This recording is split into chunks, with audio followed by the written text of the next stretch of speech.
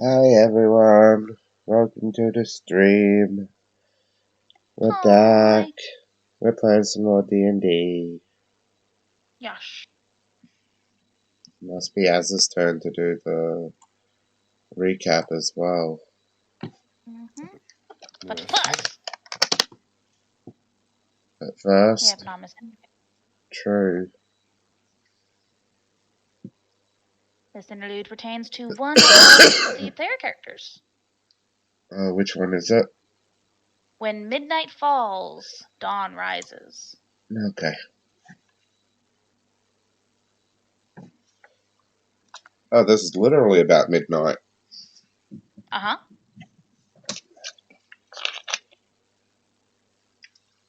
The two lithe forms... Oh, sorry, what? Every furnace is full. Cool. Just throwing that out there. Cool. And smokers? Yes, everything. Everything. Cool. Okay.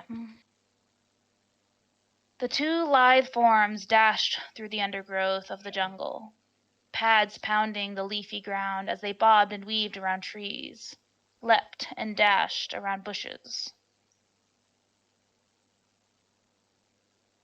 But they could hear it. The hounds. They were gaining. The pair pressed faster. Bright yellow eyes glanced at each other. If they split up, maybe one of them would lose their pursuers. But if they did, they'd lose each other. In this brief moment of contemplation, the hounds were upon them. The large beasts pounced on their backs and pinned them to the ground, teeth clamping around their thin, furry necks, their sleek manes coated in the beast's drool. As their teeth clamped tighter, both parties let out pained yowls before a set of bipedal footsteps made the canines freeze, still pinning the two tabaxis to the ground. Now, boys. Be gentle with them. We don't want damaged or contaminated goods. A man with graying hair and dark eyes stepped forward. Dressed in a long cloak, he strode forward and looked down at the pair of feline captives. You both are going to make me quite the pretty penny. Tabaxis are rare enough, but your breed, nearly unheard of. He then looked to the wolves on the tabaxis' backs. Well, hurry up and restrain them. The wolves growled, but soon shifted into werewolves. Pulling out manacles, they bound the two felines and hauled them up onto their hind legs, bringing them to the boss. The man smiled as he placed the end of his staff under the female's throat and lifted her head up to meet his gaze. Now, do tell me, are there more of your kind around here, my lovely? The male tabaxi hissed hatefully at the man before the staff moved quickly as the man whacked it against the male tabaxi's head. Silence. I was asking her. He then turns back to the one he was speaking to. Well? The tabaxi swallowed fearfully and shook her head quickly. Just us, she stammers out. The man smirked a bit and leaned close to her, smelling the nape of her neck. I can smell your fear,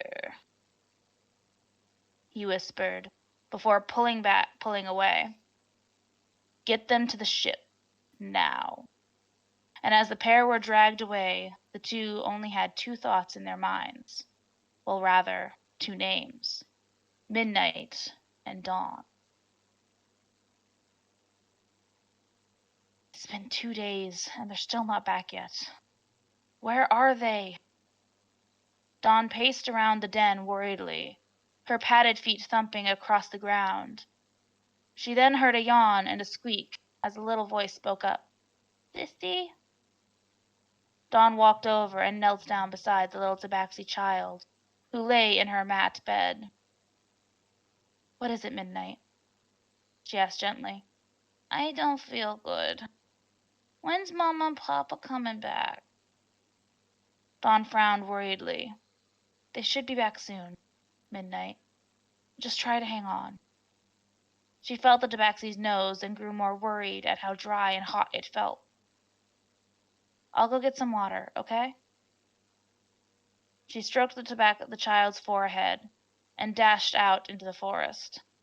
The lithe teen tabaxi moving swiftly and soundlessly through the undergrowth to the stream, where she filled a pail with water and just as quickly brought it back to her sister. Once there, she thought a moment. What if something had happened to Mama and Papa? What if they aren't coming back? Midnight's getting worse. She gave Midnight some of the water as she thought about her decision. Her parents had told her where they were going to get the medicine. An encampment in this forest called Maria Vitae. She also knew how to identify the medicine. It was a risk leaving Midnight here all alone, but she had to take it. Midnight, I gotta go out for a bit, okay? I'm gonna go find Mama and Papa and get the medicine back. Midnight whimpered a bit, but nodded and curled up to fall back asleep. She felt so weak. Dawn nodded and kissed her forehead before heading out again, sticking to the shadows and following the trail she knew would lead her there. It took almost all day traveling to get to there, and by the time she saw the tents, it was nightfall. She crept forward and found the enclosure they described as being the medicine hut. She cracked the door open and peered inside. No one. Good. She crept inside, being careful of any creaky floorboards, and went over to the cupboards. She quickly located the stuff she was looking for. To tell of the label she could not read, but she'd heard her parents call it a remove disease potion. She stuffed it in her bag and snuck back out, keeping quiet as she shut the door behind her, then turned around to dash back into the forest, when she froze, seeing a woman with slightly pointy ears and hair so blonde it was almost white, staring at her curiously. Dawn panicked and dashed into the forest without a word, hoping they didn't give chase. And to her surprise,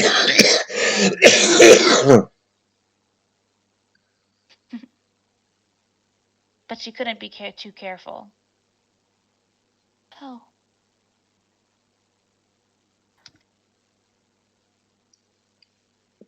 But she couldn't be too careful. If they did follow her, using animals to track her scent back to the den, they would find me.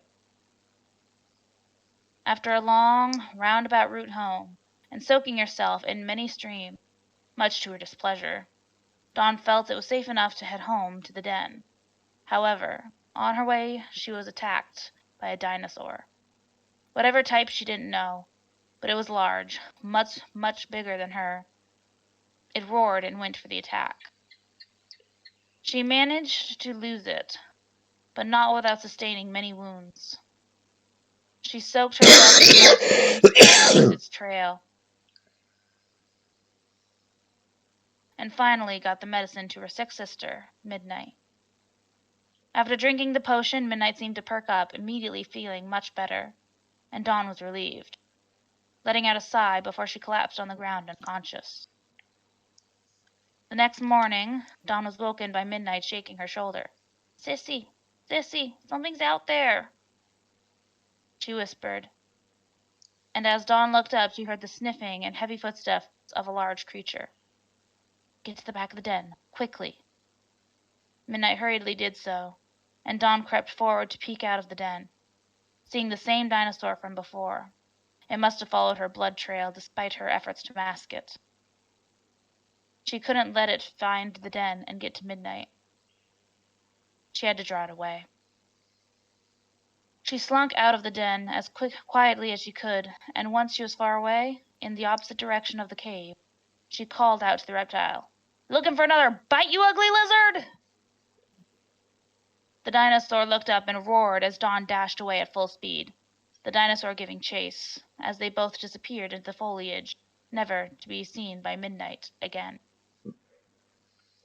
And Das Midnight, Yes. also referred to as the cat and Cat. Ha. Honestly, she's referred to by many names. It's whatever the people speaking to her come up with. Yep. And her eyes now glow purple instead of red. Mm-hmm. Okay. And now, Recap. not the other side of a perspective. Um, Adventure log. 29.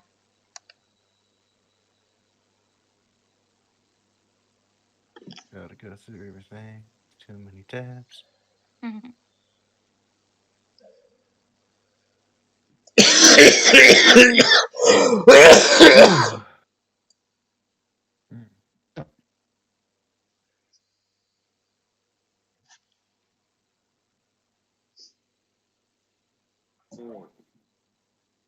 I hate reading. I know. Uh, After sending the Jahi victims back to Majir's stand, the group makes it the rest of the way to the massacred town of Lichthouse. And despite Han Vengesty's best efforts, the sign of carnage were still everywhere. Uh, they made their way back to the secret door Bellis discovered last time they were there, and inside they discovered chests, one of which held money and monetary valuable items. They just held a different kind of valuable items, painting and trinkets of love and family. Upon leaving the secret room, the group tried to find a way back to track the people who caused such bloodshed, but Weiss was able to pick up their scent against all the other scents of the area. Velis conjures Mordekainen's trusted bloodhound to follow the scent. After a little while, the group is intercepted by a line of people blocking their path, led by a man in blood red armor. They soon realize, thanks to the bloodhound, that were surrounded by invisible combatants. Uh, they try to diplomatize with them, but soon the man raised his fist to signal combat as Emerald summoned Rodin. However, no blows were made as the group was able to convince the guild leader of a peaceful outcome with excellent talkie talks. Um, Guild leader then led the group back towards a big patch of shrubbery and led them down the hatch in the center to their base, which is filled with trophies of battle, from weapons and armor to animal and magical beast parts. Upon reaching the battle ring room that is the guildmaster's office, they show him a copy of the contract for titulars de Laverdad as an example of what he could expect with his own contract. The guildmaster grumbled over hating paperwork and left it to them to make the amendments. Upon request for a place to work on the contract, the man introduces them to a man he calls Vercleese, who they later learn the full name of as being Markel Vercleese, who addresses the guildmaster as Guildmaster Voctane. After spending the rest of the day and the next full day, the group finishes the contract and calls out to Felina for her signature, which she appears to do so in Velis's dream that night. The next morning, they presented the contract to Guildmaster Voctane, and he signed it without much fuss. They then booked it back to Lichthouse to get their carriage after Recluse, who was assigned to the group, got his horse Bella. While on their way to Handon, Velis spotted a glimmer in the glass on the first day, grass on the first Ass. day, which turned out to be a pearl of Serene's. They also discover that Markel has a small and adorable puppy companion with him, named Russell, and later discover he has a raven friend named Ivana. While they were traveling the next day, the group heard what sounded like weak but desperate cries for help from the shoreline, and immediately went to investigate. Upon reaching the shoreline, they found a group of 7 people, 3 of which were children, practically washed up on the shore, battered and soaked among the scattered debris of a shipwreck. They explained they explained that along with them there were 10 more people on the ship, and now Amaryllis swam out immediately to look for any more survivors. They did the same thing after activating the pearl they just got to let her move and breathe freely underwater. Viveva was able to find a teenage boy still struggling to stay alive among many bodies, one of which was only half a body. She brought the teenage back to shore and immediately returned to her search.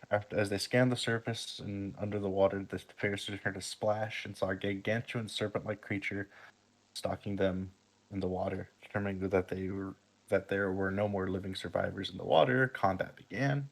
After decapitating the creature that Celestia identifies as a sea drake, Vuvea and Velas, the previously summoned Lasmosaurus, go about collecting the belongings of the people from the water, or what could be salvaged, and the rest of the group breaks down the sea drake's body into meat and sellable parts, proceeding to feed the survivors. They bring them back to Handa and set them up at dinner before going to speak to Gretchen. Yeah. That's a thing that happened. What? That's a thing that's happened.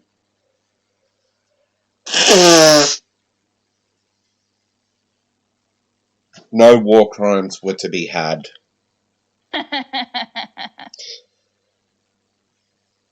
This session there might be war crimes. Maybe. Please, no war crimes. We don't need Please, war no crimes. war crimes. I'll only be summoning an orca 90 feet above someone's head and dropping it on them. No war crime. We don't need that. We have too many people who get up close and personal with the enemy. Yes, that's true. Remember, Amaryllis goes generally before everyone else, so she can do it once per thing and take out the big bad. So what you're saying is I need to get enemies that have really high initiative so they can advance on you before you can do it. That's one way of fixing it. What? That's one way of fixing it. Okay. I mean, dropping an orca on a fucking Tarask would one-shot it. Well and truly. So, Yeah?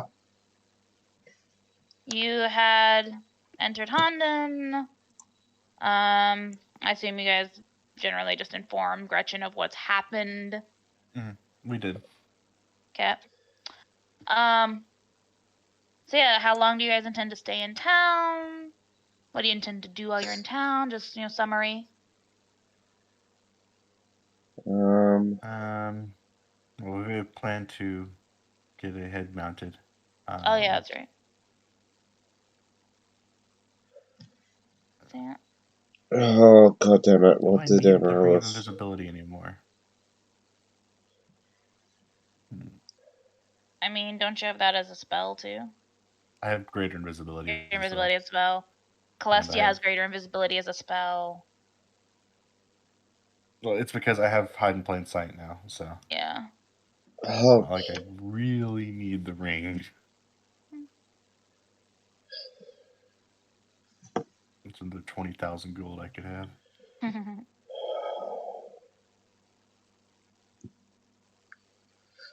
I don't know. At this point, Amaryllis would probably do alchemy. Testing. Alchemy testing. Experimentation. Remember what she's gonna do I know. with alchemical earth. I know. Yes, in order to figure that out, I need to know how long you guys intend to stay. Yes, Winglancer, that'd do it too. Oh, Winglancer, hi! Yes, yes. How long, Azza? I'm not sure. I will say it would take 3 days for the taxidermist to make that head amount. So at least 3 days. Unless you want someone else to take over it, pay for it.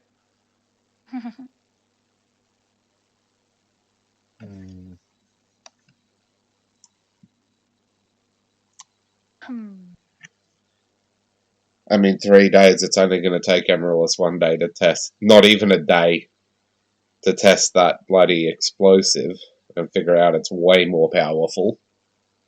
Mm-hmm. Which combo are you doing? All 3 of them, or yeah, she's testing and testing the reaction with all 3. All 3 together. Yeah, like a drop of each. She's probably going to sit herself on her ass with that one.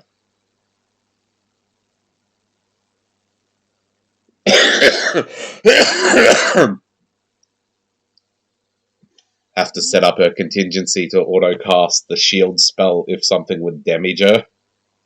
Yep. Yeah, we'll say 3 days. 3 days. That works. So you managed to get your little mount hung up on your wall in your room, Vuvea, and everyone restocks on stuff like Polaris medicine shit, and question is, where is she testing it? Probably outside of town, like a ways outside of town. Like the coast, because it's not that far. Yeah. And Amaryllis has... the southern part of Honden is literally ports and beach. Amaryllis has limited wish as well, so... Yeah. I don't think limited wish would be strong enough to block that explosive. It's getting to the point where it's like, yeah, you're gonna need a wish spell. So and you managed to figure out that, alchemical, fire, frost, and earth combined creates kind of like almost like the impact of like a meteorite. Like it's an explosion, but the effects are like bludgeoning, cold, hot, all together. It's like being struck by a freaking meteorite. Next thing she needs to work I'll send you the actual details of how it works later.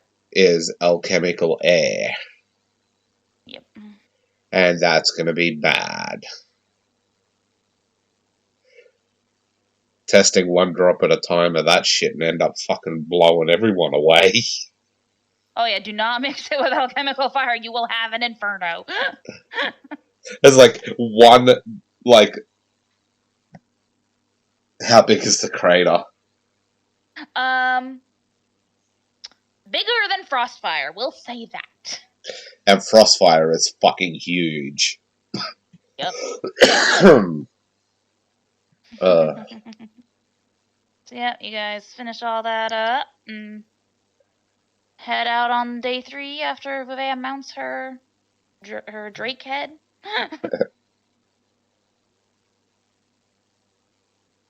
let us head to Pembernusa Khan and teach them little fucks who's boss. Or to the general location of them. And second.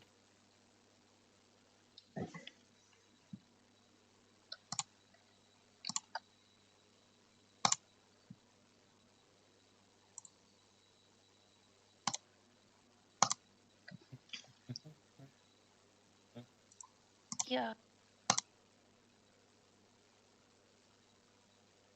It's funny. The cat is the only one of all the 3.5 characters I've made that didn't multi-class. Yep. And why is that? Because it weakens warlocks to multi-class. Yep.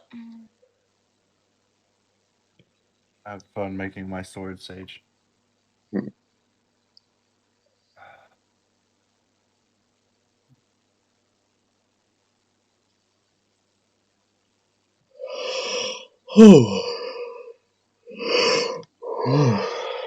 Sorry.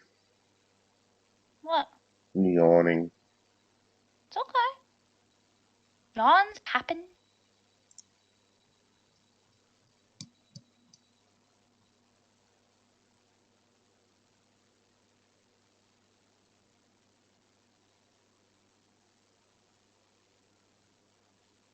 Okay.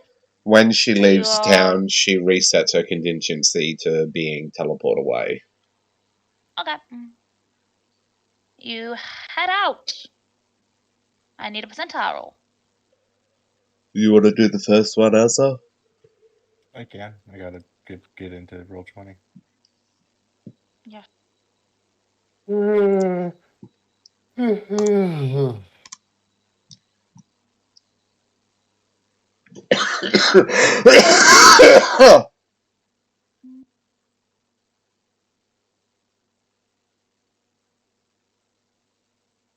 $65. So it's a little cloudy. It's a little dreary. Not quite raining, but it is humid. It's not the best day, but it's not untraversable. I need another percentile.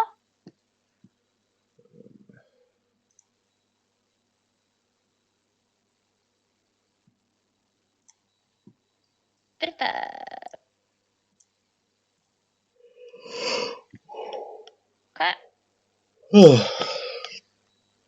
As you are traveling, you are making your way across the plain. I need everyone to make spot and listen checks. Okay, let's do this.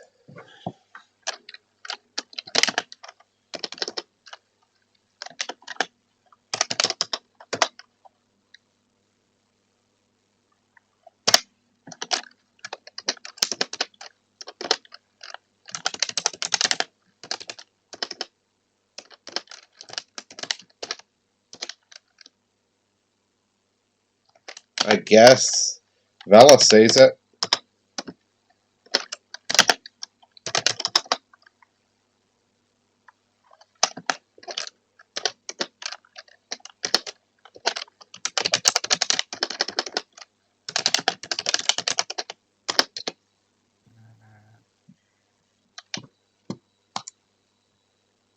I feel like midnight snapping again for that.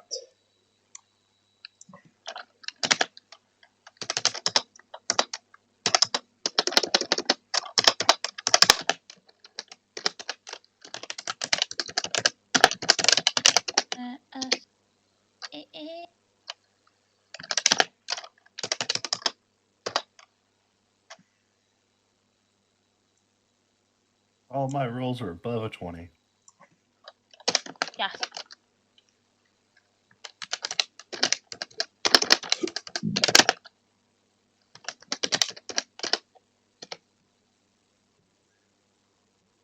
Though you did get a natural 20 there.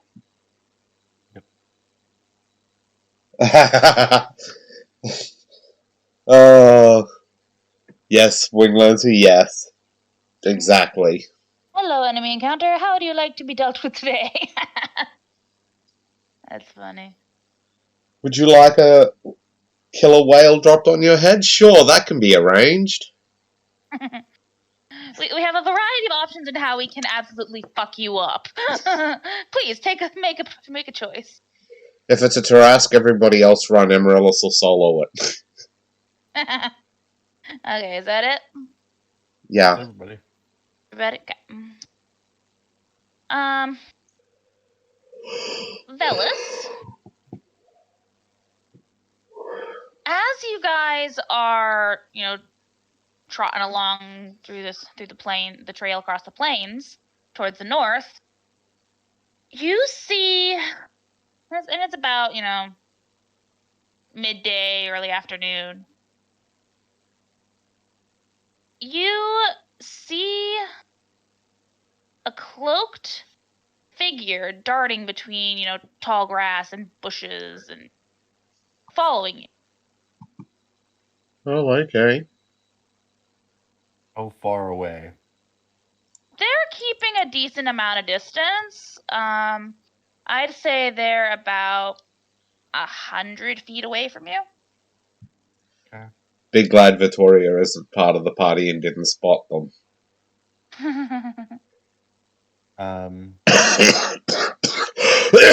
Yes. Keeping an eye on them. Going to let everybody know that they're being followed. Okay. And is going to slip out of the cart and hide amongst the shadows. Okay, roll your hide. Emeraldus is going to stop the cart or carriage. Yeah.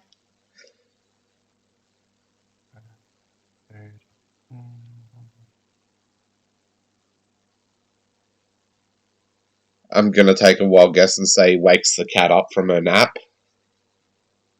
Yeah. I pretty sure I'm hidden. I'm pretty sure you are too. Bye.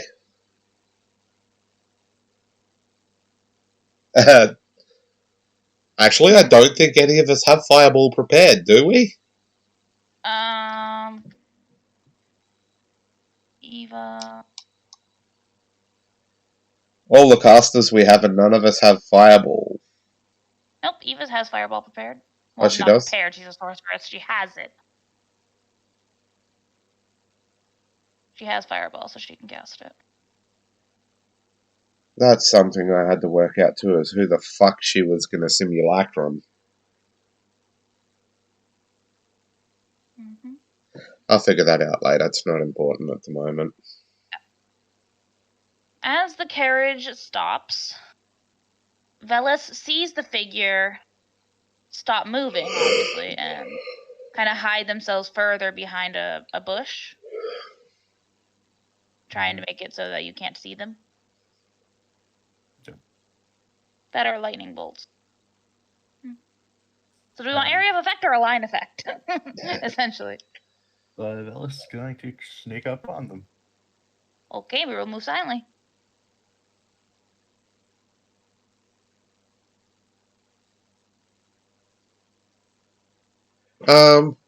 Valis has a thing that removes the ability to see him magically, isn't it?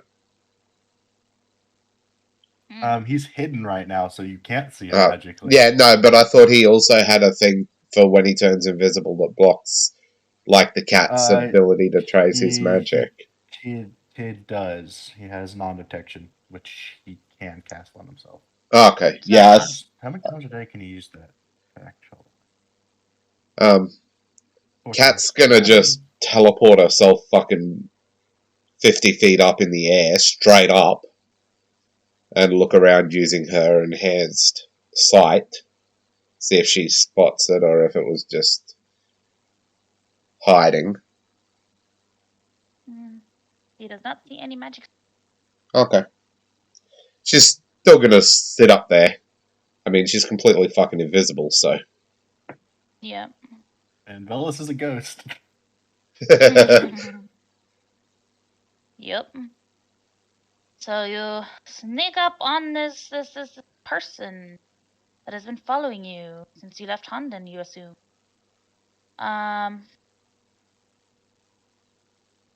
So trying to think. Words hard. I agree. Oh, I need to do that. It's not likely, but I have to do it.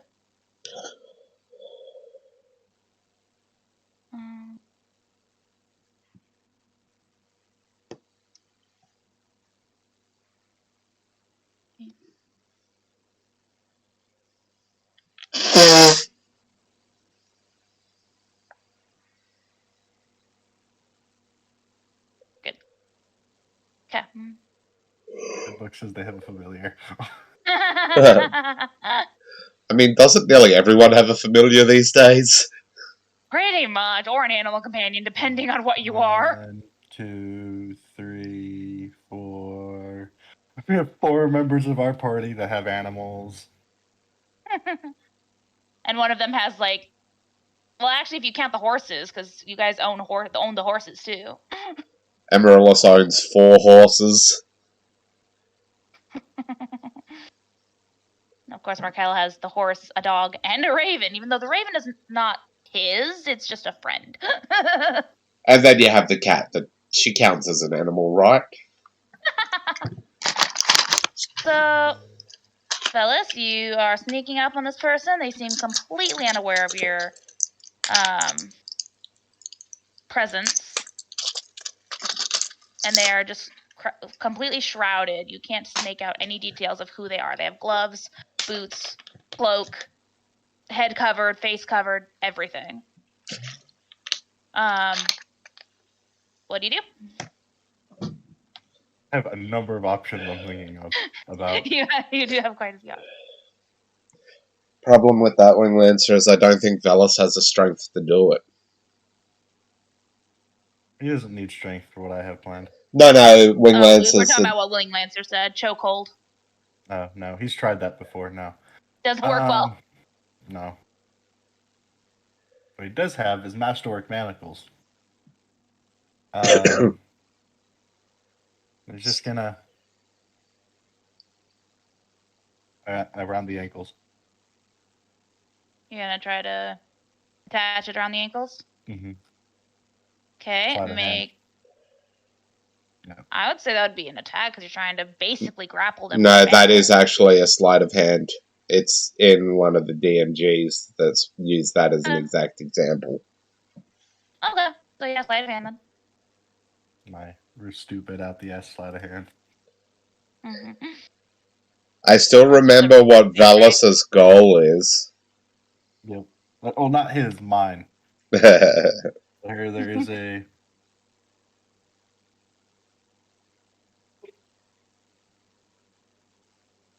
What is that?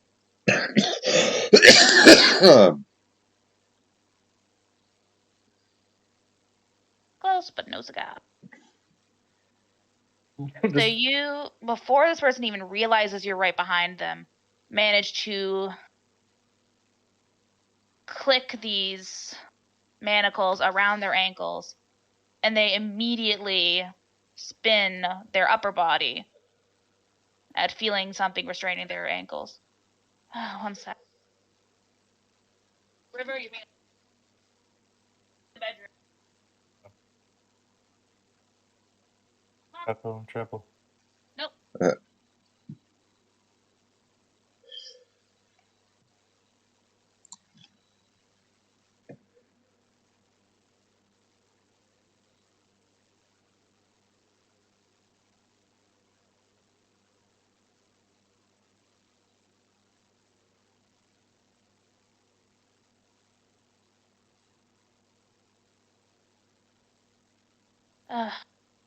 My dog will literally sleep in her crate all day while I'm right here in this basically same distance.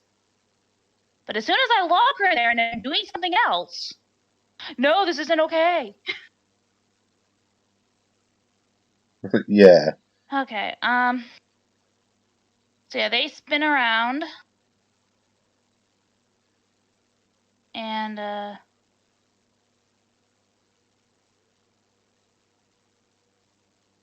draw a. Sorry, one sec. I gotta look at what this does again. So I was trying to get them on there without them noticing. Was the entire point. I feel like anyone would notice as soon as it's on them. They would feel or hear the click. Is what I'm thinking.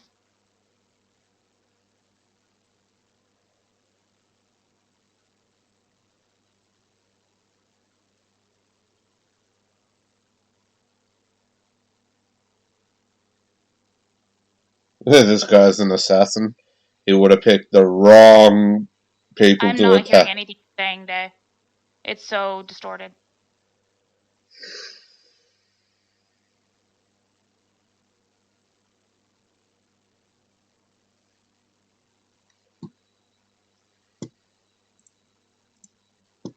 It's just like breaking up every half word you say.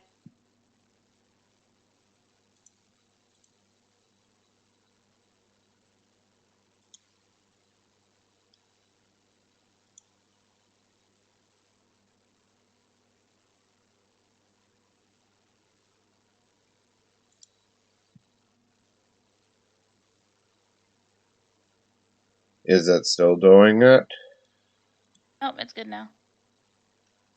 It's like it gets worse the longer you're in the voice chat, which is annoying. We're gonna have to Okay. find something Well, better than Discord to use for voice chat then, because it keeps doing it. what do you say? What did you say? What's better than Discord? I said we'll have to find something better Oh, than yeah. Discord.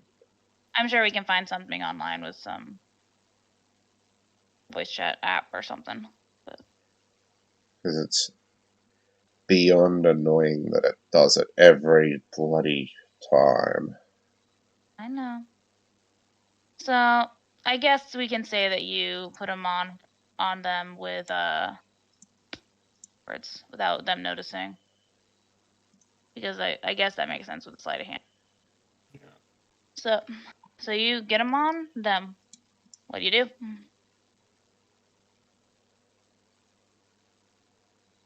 They do not know you're there.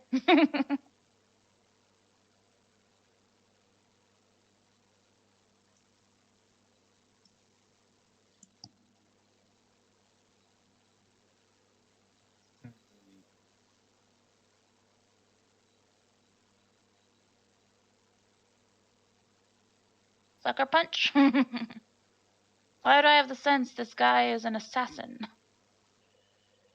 Yes, I was trying to respond to that Not a very before. good one. What? Probably, obviously not a very good one if they're an assassin.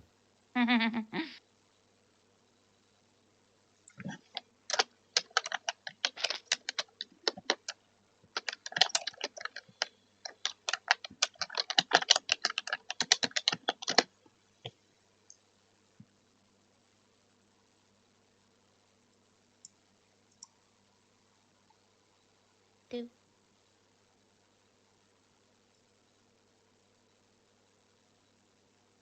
Hello? Hello? Hello? Hello? Okay. I said hello and no one answered me, so I was like, what? I did say hello twice. Oh, I didn't hear it. I didn't register it. So both his daggers are coming out. Mm-hmm.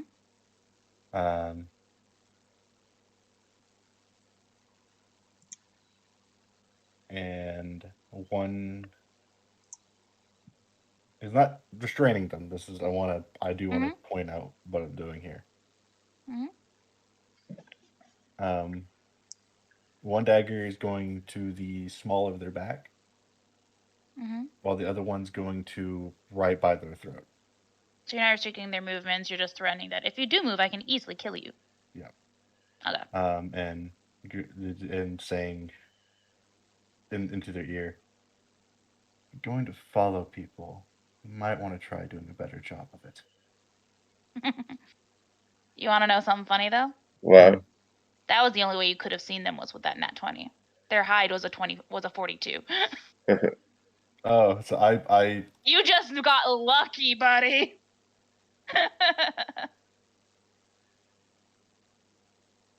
Called it. So this person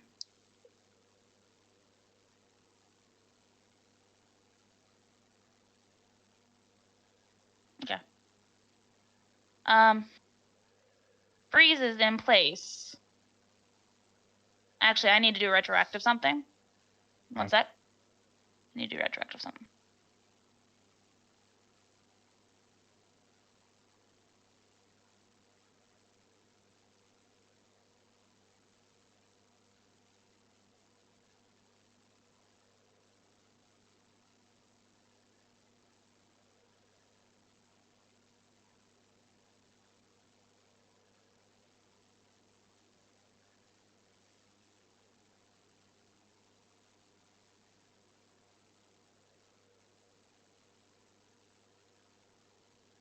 Roll a retroactive spot check as you approach around the bush. Also, I would be getting my bonuses to search spot because they were hiding. Yeah, they were hiding. So that would actually have been a 47, not a 42. Okay, so you had a little bit of a chance.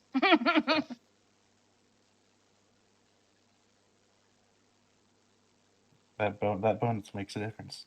It does. It's good to remember your bonuses.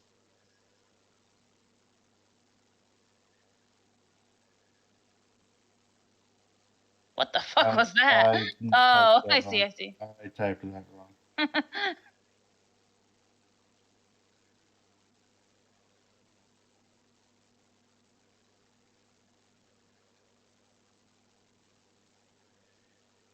I win some, I lose some. Yep. Got the nat 20, gotta get that, crit 1. Well, we technically could take The other one. No. No, it still rolled a d20. No. It did though. It did I though. know It it just, did. No. it's not fair. It did. I rolled the dice. It just didn't add my modifier to it. You did a whole wrong thing, so you have to use the right thing. I mean, it still rolled a d20. It just didn't add my modifier. However, if the second one had rolled a natural 20, you would want to take it. Uh-huh. Uh-huh. So we're going with what I said, and that's the one that actually was rolled right. Okay. So as you move around and do the things with the daggers, make a listen check.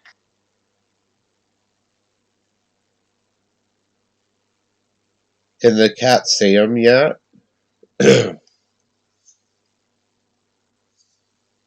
What? Can the cat see them yet? Seeing as Now that you're out and looking around, you can make another spot or search check. she only has a +4 to spot. I was asking because, standing up and doing that might break cover. Mm-hmm.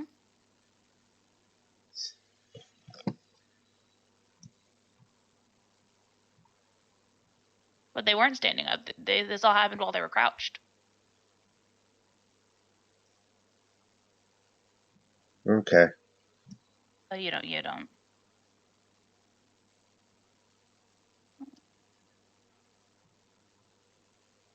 Yeah.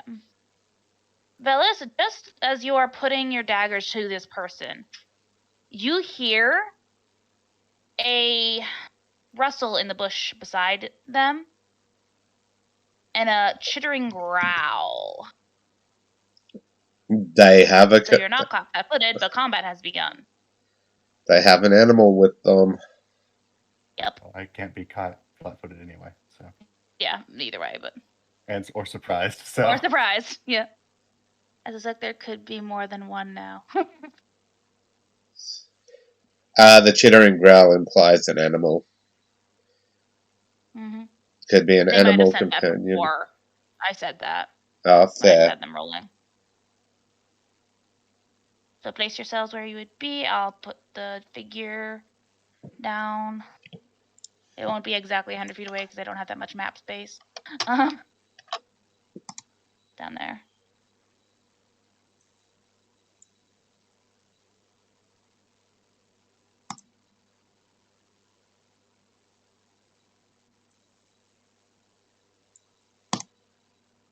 Actually, if the cat would probably be halfway toward. Actually, she doesn't. She can't be because they have no idea where they were being followed from. You have no idea where Velis or the target is. So she'd Velis be. would have said something. Would have said something to them, and Like which direction they were in. Yeah, he would have said he's going to. So yeah, you could have moved in that direction, but you can't see them at the moment.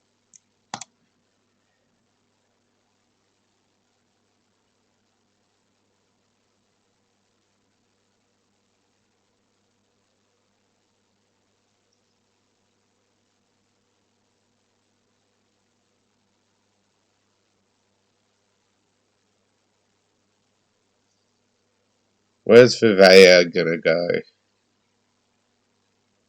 Hmm? Where's the others going? Because I'm the only one that's moved my characters. No, Velis, Dobra moved theirs. Move Velis. Vivea hasn't moved. Celestia, Eva, I'm Markel. working on it. I've got a lot to take care of. Thank you. Is that a Wolverine or a bear? I'll shift on it.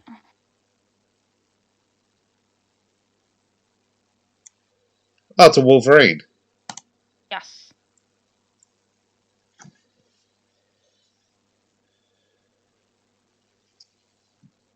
Yeah, when you guys stopped, Eva would have hopped off. Ended up with Celestia would be down with Amaryllis. It's a rogue type, that's for sure. Mark. A sneaky type. Sneaky snake. Markel would have dismounted off of Bella and gone here. Seeing where the cat went. He can't see the cat. She can't. Oh, she's invisible now? She's permanently invisible. Okay, so you'd be standing here kind of just guarding. Hard for them to move when they don't know where to go. Celestia. Yep, so initiative. She's trying to get into a general location where she can provide long range support. Yeah. Okay. Cat is a +7.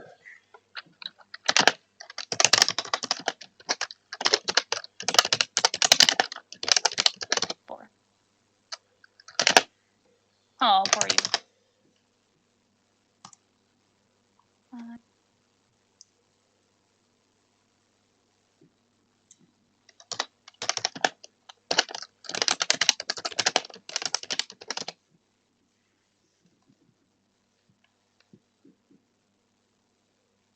Why doesn't mark it?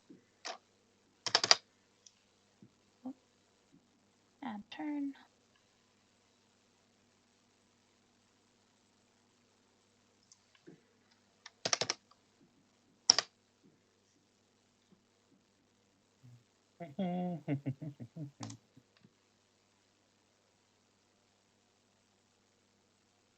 He's guarding Bella.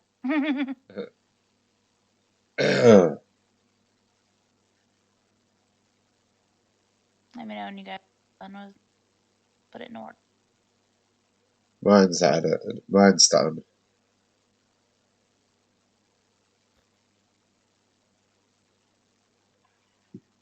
Bro. No. Sorry? Initiative? Sorry, I was looking at stuff. Okay.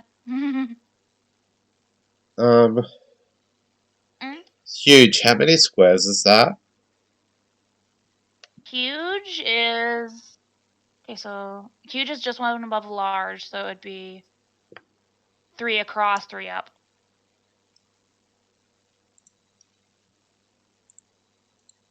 Like that?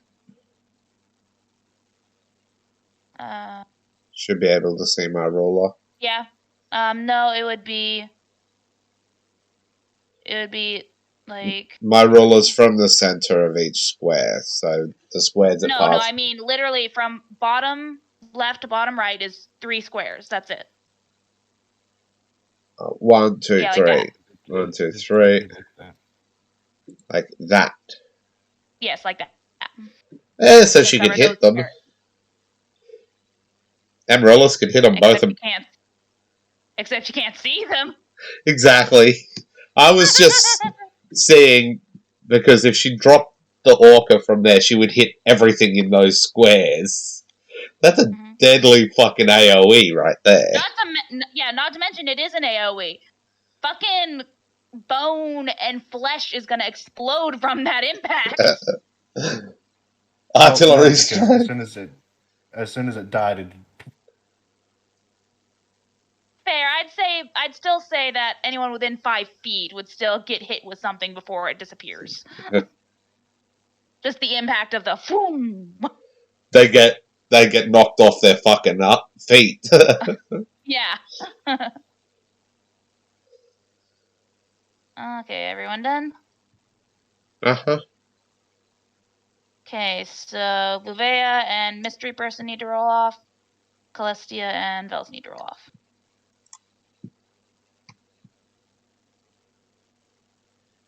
Yes. I mean, what a way to go. You're stalking someone, then suddenly orca on the head. Come on, roll it. Thank you. Artillery strike, Wing Lancer.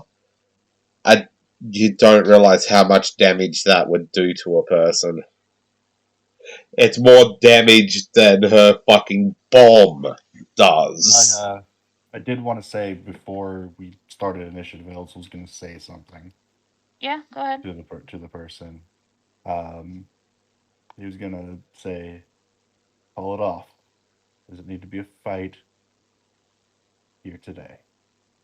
Yeah, but the Wolverine has already engaged, so we'll see who goes first. Amaryllis. I rolled on my stuff, so. Yeah, I know. I'm rolling. That's Celestia. Nobody else can see where this is happening. This is Ooh. true, but Amaryllis is going first.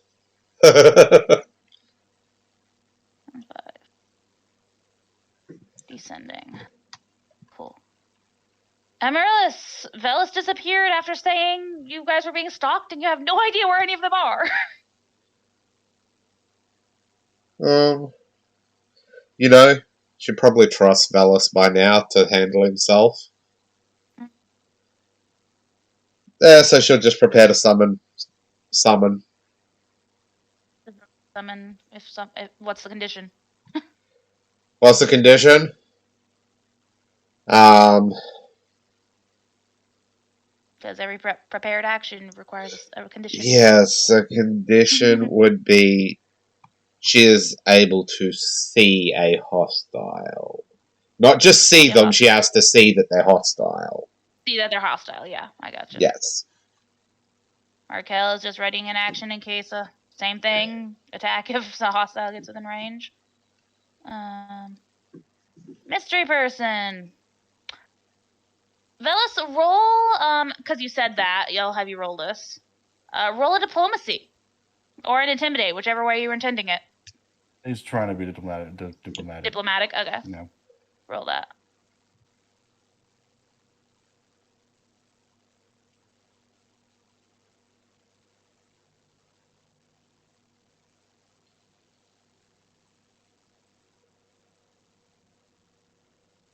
Why do I feel like that Wolverine would a good name for it to be something like Bandit? Can you shift C the mystery person as well? Yeah. Oh, that's who it is. Shut your mouth.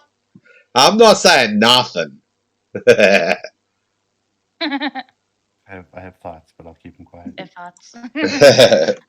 One sec, I forgot to put in their health and shit. Wrong thing.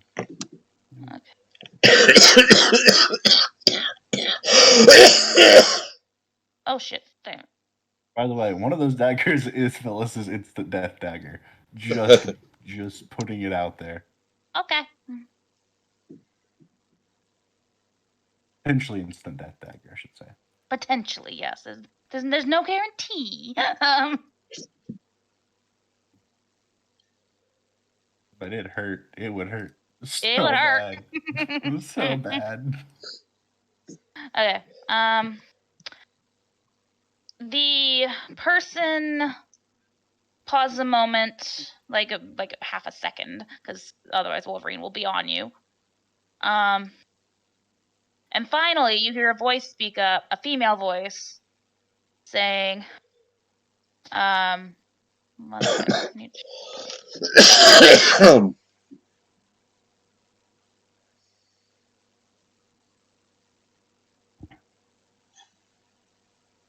Okay. It says, the female voice says, "Rage, stay." Rage. And the Wolverine skids to a stop and sits down, he's still glaring and growling at you, but is obeying its master's orders.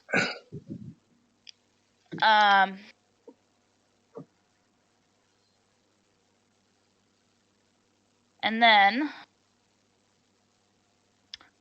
the person is going to say,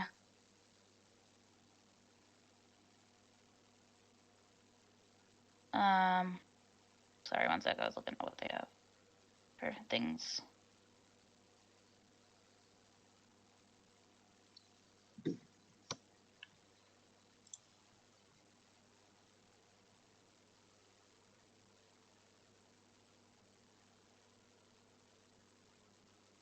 It just occurred to me, she's fast.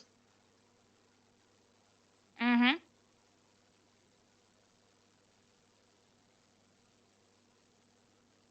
Speak, my fellas.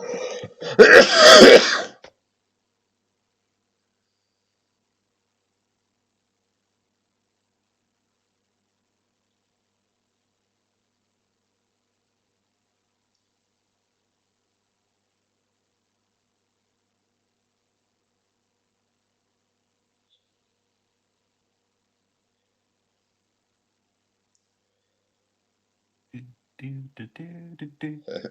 Alright.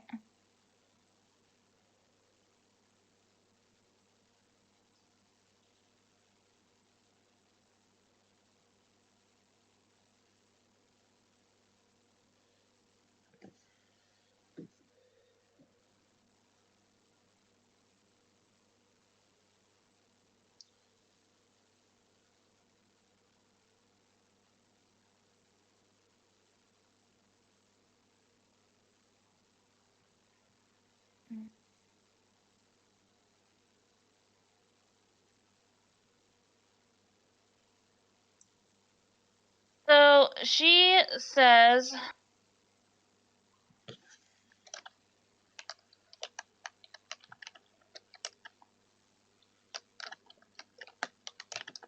if you're going to threaten people, you should remember that you can get lucky.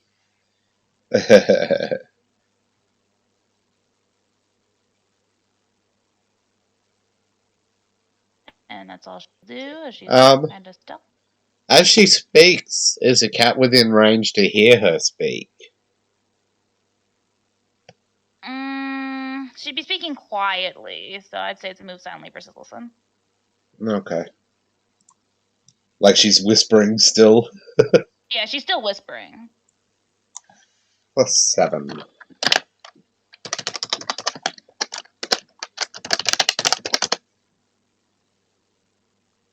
A 21. Yeah, no. Nope. She literally had no chance of success there. She had a chance with a nat 20. So yeah. Oh, but But you do hear growling in that bush. oh, can hear rage growling. She can hear the wolverine because it's not trying to be quiet now that someone's threatening its master. So she'll head up. Yeah, on her turn. Yeah, on your turn. Yes. Well, actually, she's not showing any outward aggression or threatening right now, so I'd say we can take pause out of initiative, unless something causes it to go back into initiative. Okay, then she's gonna move closer to where that growling is to find out what the fuck that is. Because she can't see it yet. Elsa will respond to that, and lucky or not, we've had enough experiences lately to make us wary of those following us. So pardon me for taking cautious actions. But I don't wish to fight, and he will withdraw his weapons. Yep.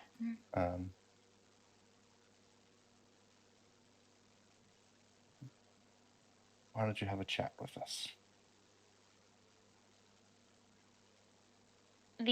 As the cat gets closer, they can see all three of them because revealing yourself to threaten that person with the daggers would reveal Velas's hiding spot. So you see Velas talking to a shrouded figure that is currently bound at the ankles with manacles. Still doesn't know they're bound at the ankles. Still doesn't know, no. And a growling but stationary Wolverine just if looks could kill at Velas. Okay. The figure moves to turn around so she can, look at Velas and feels the chain of the manacles around her ankles. Does she go ass up? No, she was just like basically turning on the spot. She wasn't moving. Yeah, but you think about when you're turning, you pivot on your feet to put the other one down on the opposite side, with chains blocking that range of movement. I think it'd just be funny. And she says, "If you truly don't want to fight, I request that you unbind." Of course. Like I said, can't blame us for being cautious. I suppose I can respect that. He'll take them off. Okay. She'll take a couple steps back and reach down and rest a hand on the Wolverine, trying to calm it. You know what just occurred to me? What? The cat can still cast darkness. Velos has blind fight. No, Bluebea has blind fight. I thought Yeah, Velos blind did fight. as well. No, Velos has Ebon Eyes, which he can cast on himself. Oh, to see Yeah. through darkness. But it has to be close.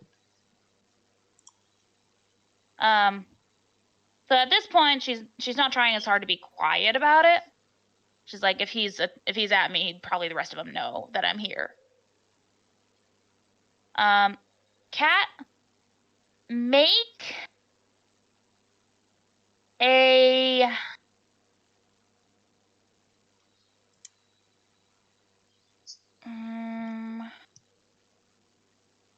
make a will save. Will save.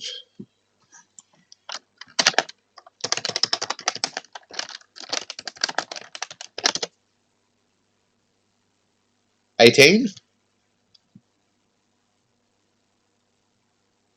That voice vaguely sounds familiar, but it doesn't bring up any memories. Like, I picture at the moment her ears were kind of like laying back, you know, more for the aggression. How cats lay their ears down. Yeah. I picture now her ears go from the laid back to she's paying attention. More than ready to fight. She's like, why do I know that voice?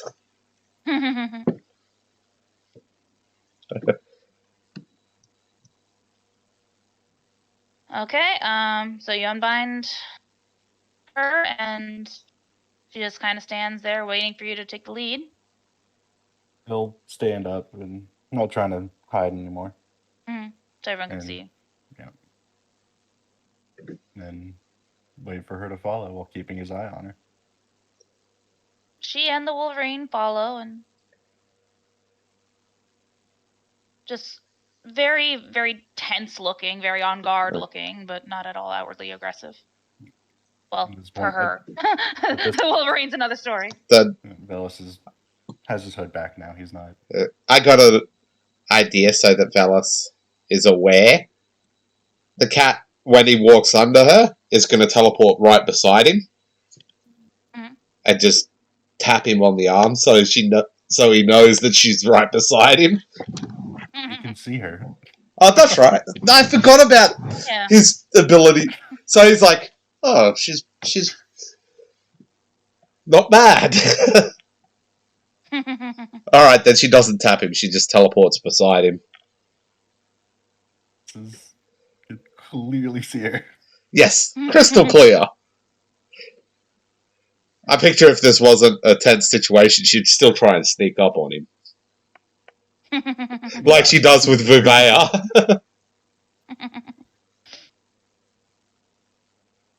Okay. So yeah. Look what I found. Look what I found. The person is completely silent until spoken to. Like they're obviously not one to say anything.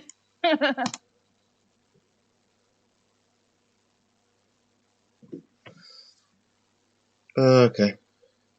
So then you were following us, Amaryllis will say. To what end?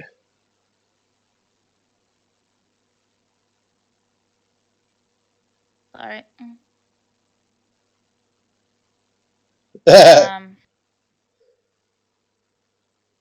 Anyone got a muzzle for the Wolverine? I wouldn't trust enough to take a bite out of someone. I mean, it is a Wolverine. There's very high likelihood it could take a bite out of someone. Badgers are better. Wolverines are more likely to retreat if they're outnumbered. Yeah. Honey Badger don't give no shits. Yeah. Honey Badger don't give no shits. Honey Badger will take on everybody. Oh, Honey Badgers are awesome. I love them. You can't pay a Honey Badger to give shits. Okay. So in response to Amaryllis, the figure turns to look at her and says, "To sate my curiosity." You know what they say Oh. about curiosity and all that? Are you doing that on purpose? No, actually, I'm not. Okay. I think it's fucking funny, but it's not on purpose. Okay. That's why she didn't finish it. She just said curiosity and all that.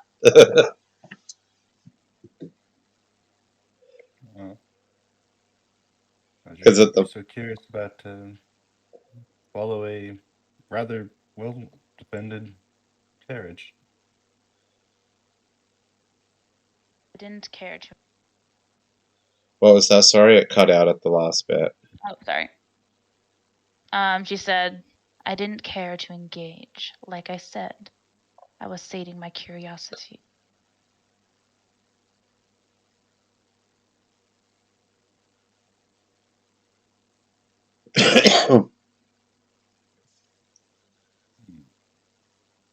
About what?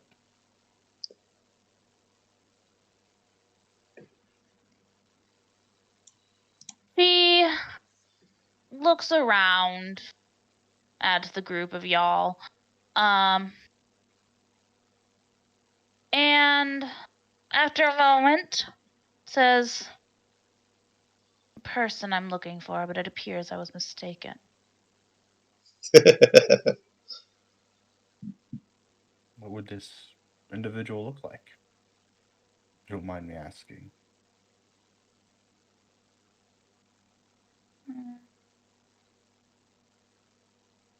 Would she reveal who she's looking for?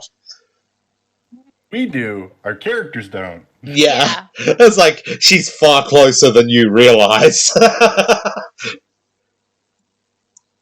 Like, really close. Tail flicking back and forward.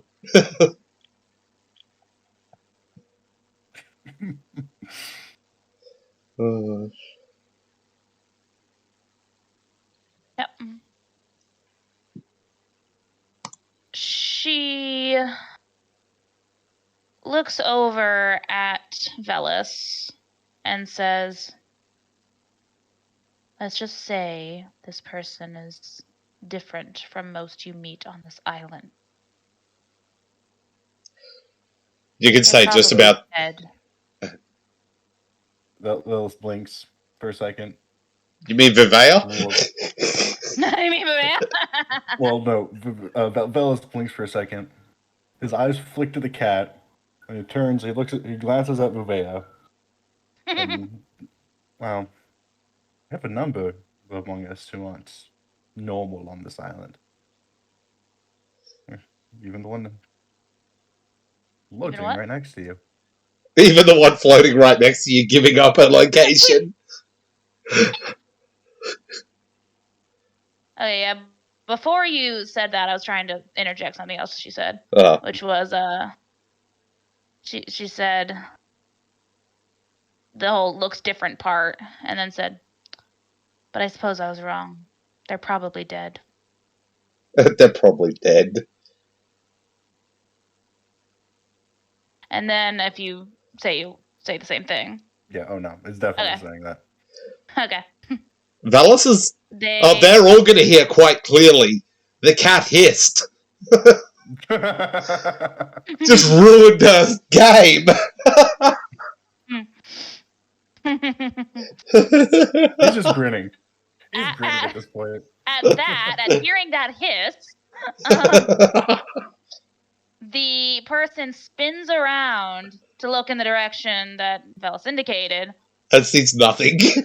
And sees nothing. And then says, "Midnight?" Hearing her own name, her invisibility shatters. And I picture she is almost nose to nose with this person. Yeah. Because the way she spun around.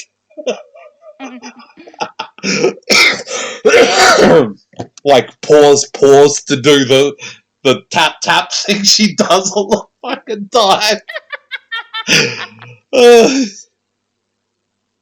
And then, like, she does the curious cat look, one ear up, one slightly down and tilted head. Yeah. You know, now she's pretending she doesn't speak again. Oh, goddamn. The Ouch. person is just silent and staring at the cat.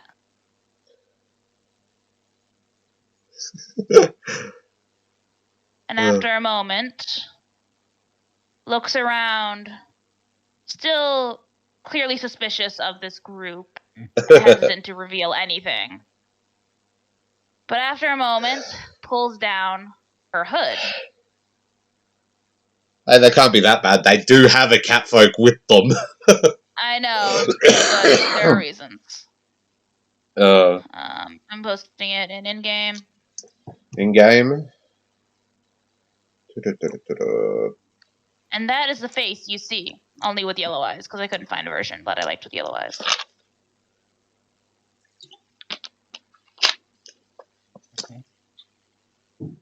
She says, "Midnight, you're alive?" She does the reverse tilt. Reverse tilt.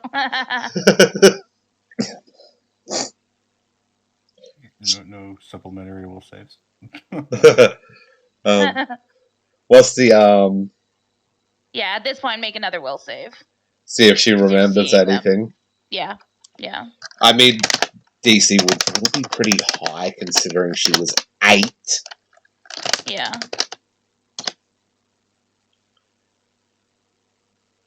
Jesus Christ. You recognize this is another type of your race. Hence the reason she's not meowing either and speaking in feline. She's like, if I can speak cat, they probably speak cat.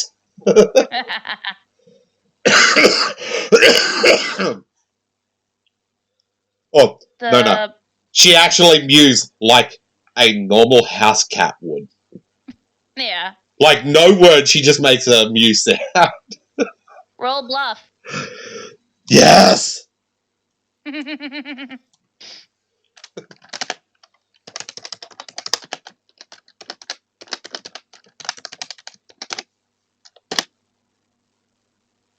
Oh, shit! Jesus. Yeah, you're convincing.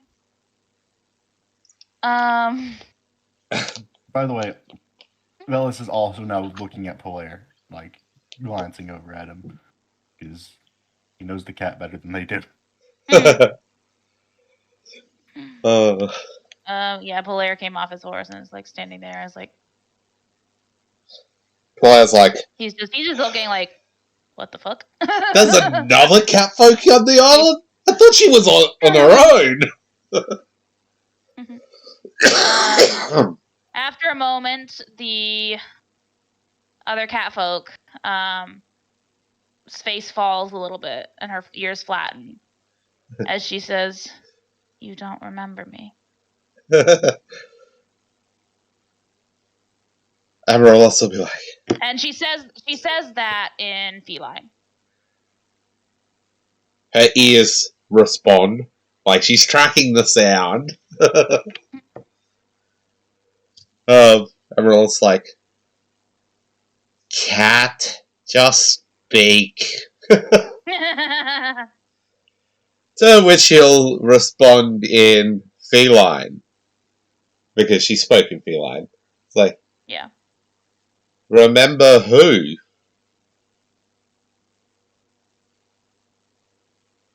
She responds in feline because she can reasonably assume no one else can hear or can understand this conversation. Yeah, when it's feline. Feline. They're just meowing at each other. She responds, "Dawn, your sister." She tilts her head. Midnight not have sister.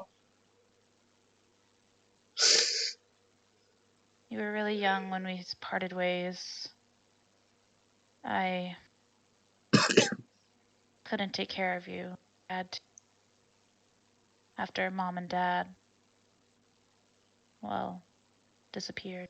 And the Midnight's gonna frown a bit. Say, Midnight, Mama's still alive.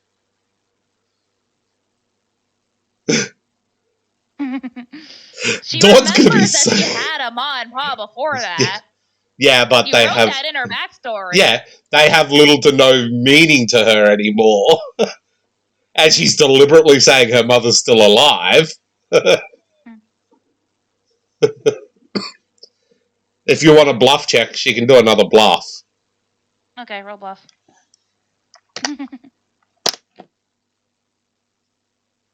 24.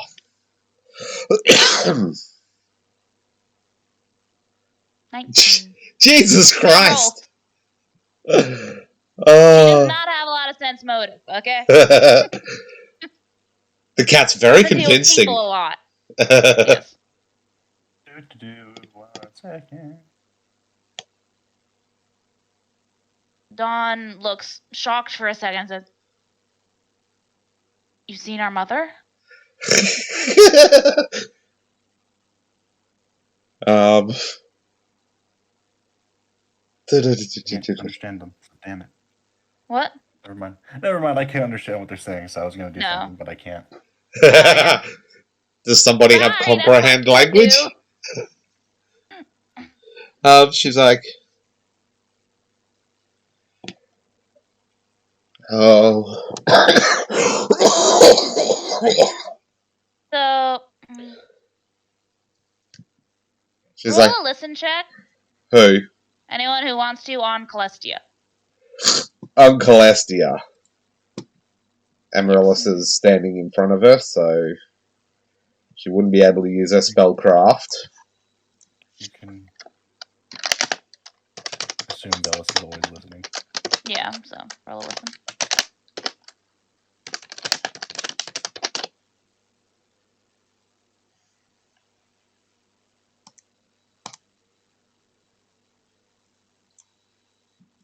Is that it? Just so. Okay. Everyone who rolled, here's Celestia. Oh. I thought you said that was it. Sorry. No.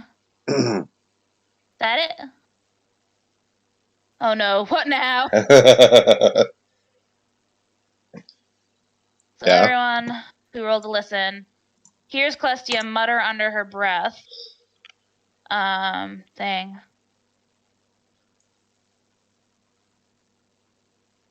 Let me portray.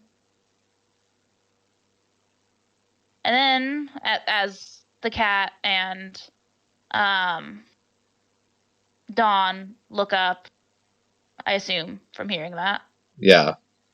Celestia says, in feline, "You know, it's rather rude to have a conversation in a language no one else speaks." Cat's ears will go as she locks her eyes on Celestia. And she what? Locks her eyes on Celestia. She goes, Celestia knows that's a language. yeah, when speak cats? Celestia chuckles and says, "Don't worry, cat. I'm just using a spell." Then she looks all smug. Before she looks back to Dawn. I didn't infringe upon your special language. She looks back at Dawn and switches to common because the game's ruined now. She goes, "Midnight Mama live in..." Fuck, what would she call Maria Vitake? She wouldn't call it that. That's too complicated for her. Forest home? Live in Forest Home. With Big Not Prey. Give Lot water silver.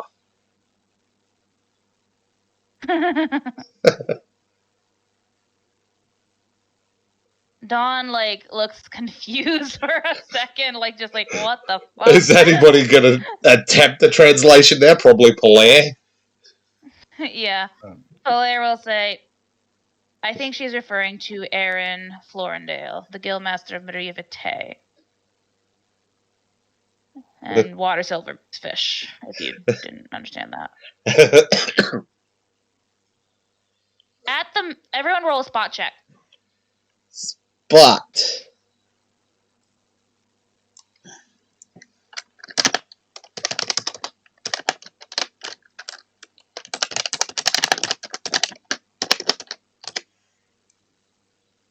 Wow, she's not good at that.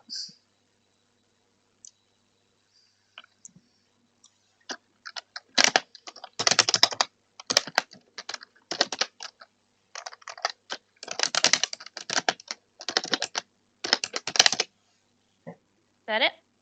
Nope. Okay. Mm-hmm.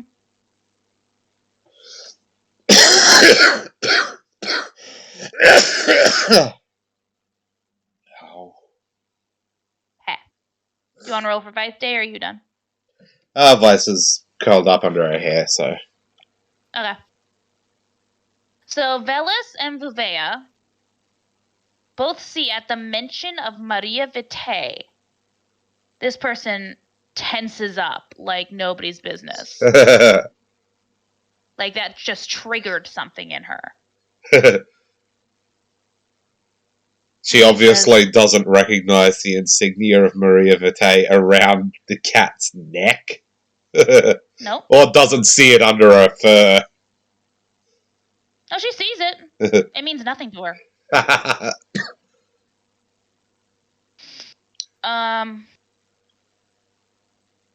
Dawn looks over at Midnight slowly after looking to Polaire as he spoke and says, "You live in Maria Vitae now?" First time been home for... Then she puts up her beanies and is like, long time. Long time. Yeah, she looks like she's starting to count on her paws, and it's just like, long time. No. Dawn nods slowly and says, "I see." She doesn't like Maria Vitae. She says, "I don't expect you to trust what I say right now, but perhaps you can as a fellow catfolk, as a member of our race. I have a lot I need to tell you, so you can protect yourself." She goes, Catman help. Midnight gets strong. Midnight protect. And then turns invisible again.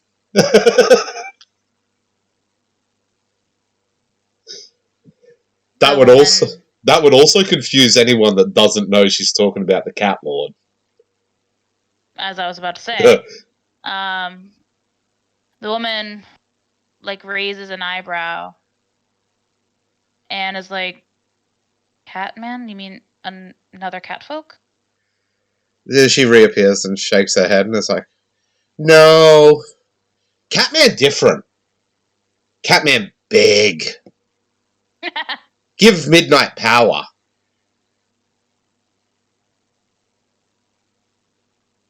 I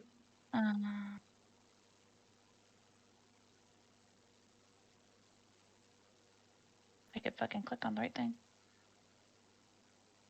Polaire, being the religious type, might be able to recognize she's describing a deity. Mm-hmm.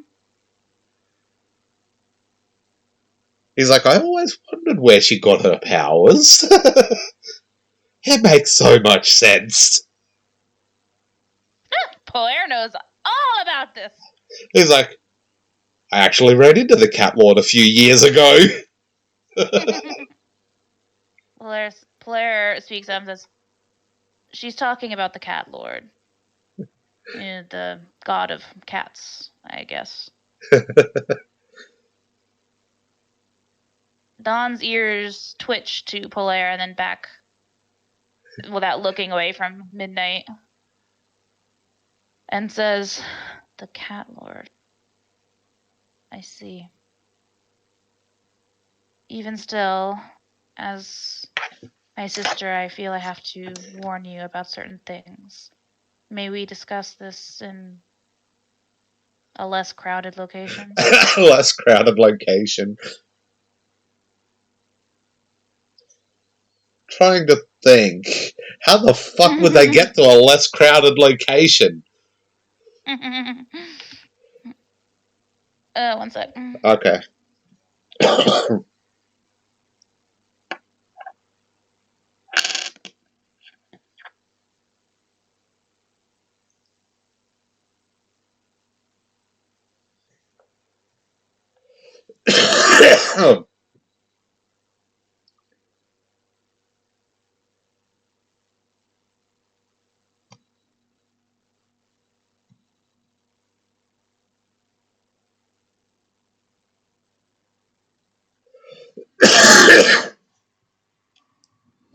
How heavy is Dawn?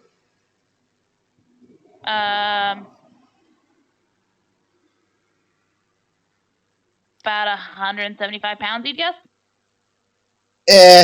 That's above her Midnight's heavy load. She wouldn't be able to carry her. Midnight's heavy load is only 114 pounds. Wow, she's weak. Weak! She has a 11 to her strength. I mean, less crowded location, she can teleport upwards, but it ain't gonna help. Because she wouldn't be able to hold on to Dawn. She's too heavy. No. Yeah.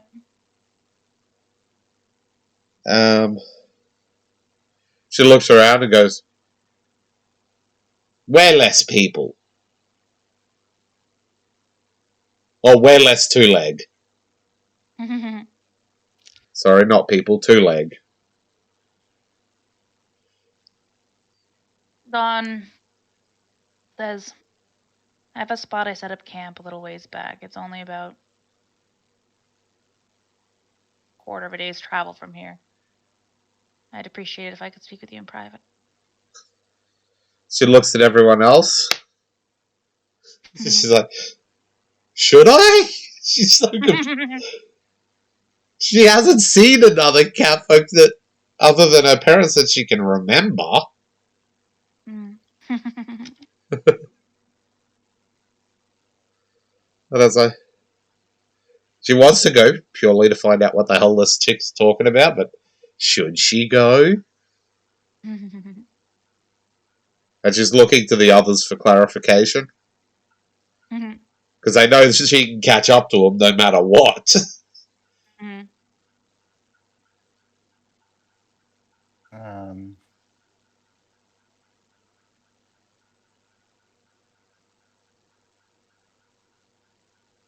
Let's just say I don't see an issue as long as we can be relatively close by. We've had too many encounters in recent days to let one of our own go off on their own. Dawn looks over and, for the first time since you've seen her, cracks just a hint of a smile and says, honestly, if you'd allowed her to go off on her own with a stranger, I wouldn't have been okay with her traveling with you. Fair enough. And she begins to lead you all a little ways off trail. About like 2-3 hours later, stops at what looks like a just recently used camp area.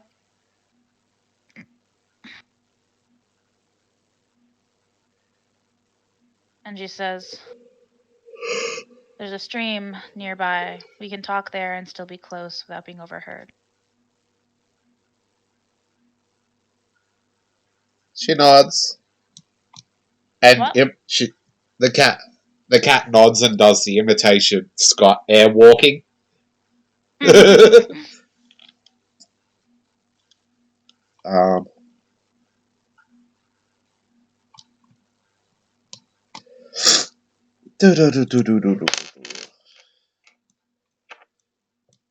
Amaryllis is gonna look at Valis and like give him a like the old head nod to follow them.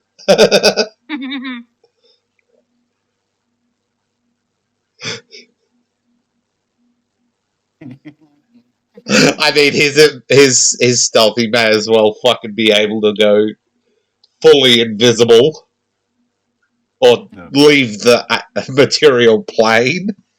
He's going to. I'm just figuring things out first. First, he's gonna cast non-detection on himself. Yep. To remove himself from the And- cat's vision. And then he's going to hide in plain sight and follow them. Okay. The group, I just want to put this into perspective. Velos just walks into a shadow and just is gone. Yeah. Okay.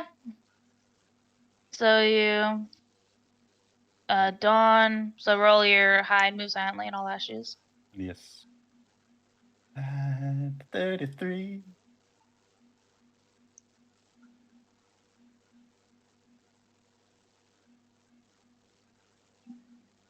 Oh shit. What was that D20 plus 10? That was Polaire. Oh, okay. About the cat lord. Yeah. Okay. A 47. Jesus Christ. Moreau, what do you expect from me?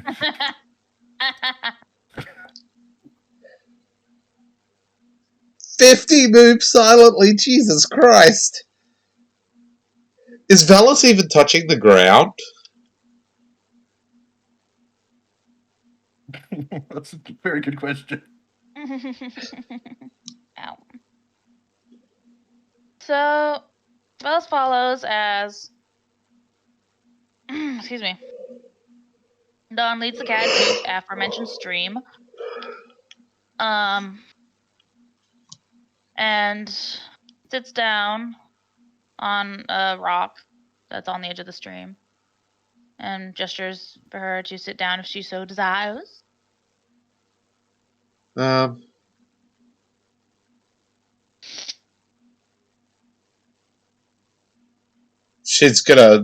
She'll sit staring at the water for water silvers. Mm-hmm.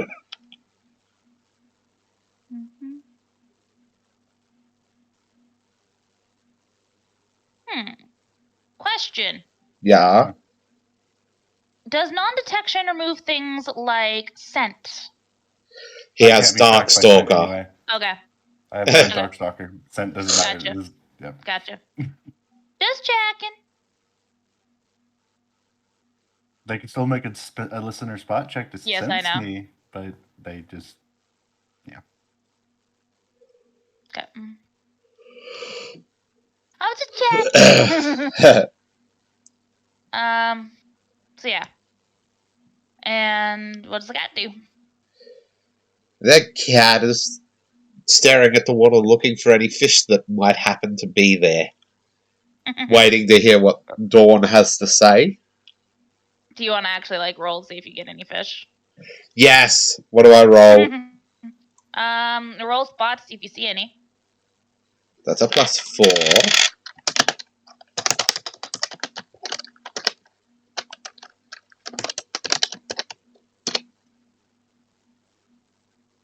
A 15? I love being a rogue. Yeah, you see a few fish swimming about. Make a sleight of hand check to see if you grab one out of the water.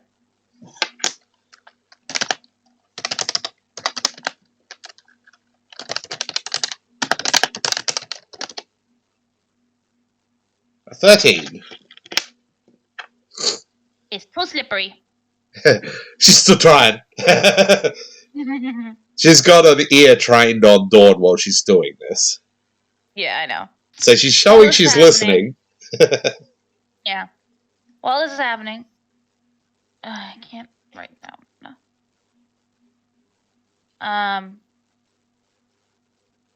So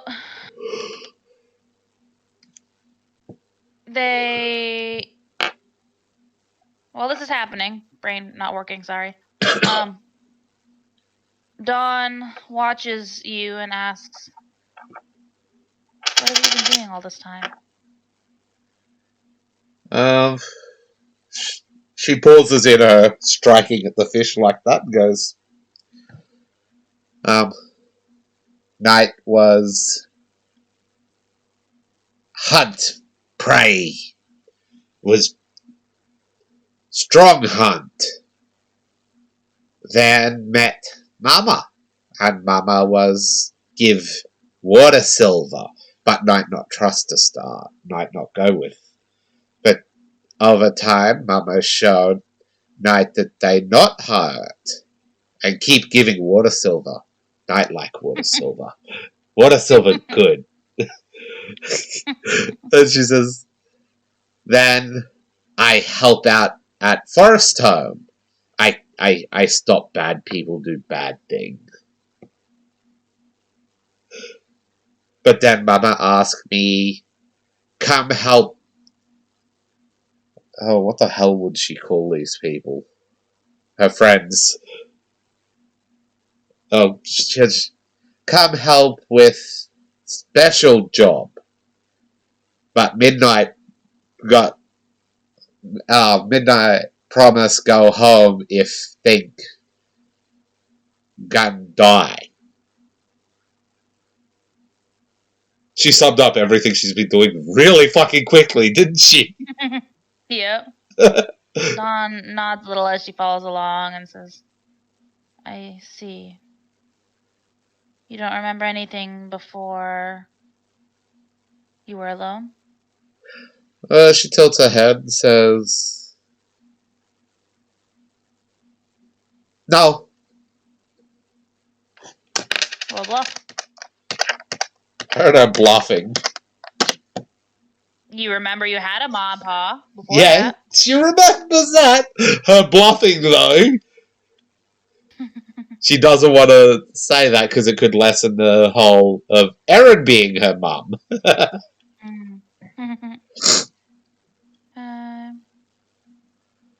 She cha-cha real smooth even if she can't speak properly. Right. Probably why it's so high. Because of cat traits. Aww. What? I was hoping they could get it. Yeah, there's a chance, but no. I mean, it was under 20, so there was a good chance. Yeah. Over 20 would get a bit harder. Yeah. Dawn nods and says, well, before you were alone, you had us, a family. You had Ma and Pa and me and you. Night had self? How Night have self? She's a little asshole, isn't she? What's that? Yep. I said, I was talking about who made up the family.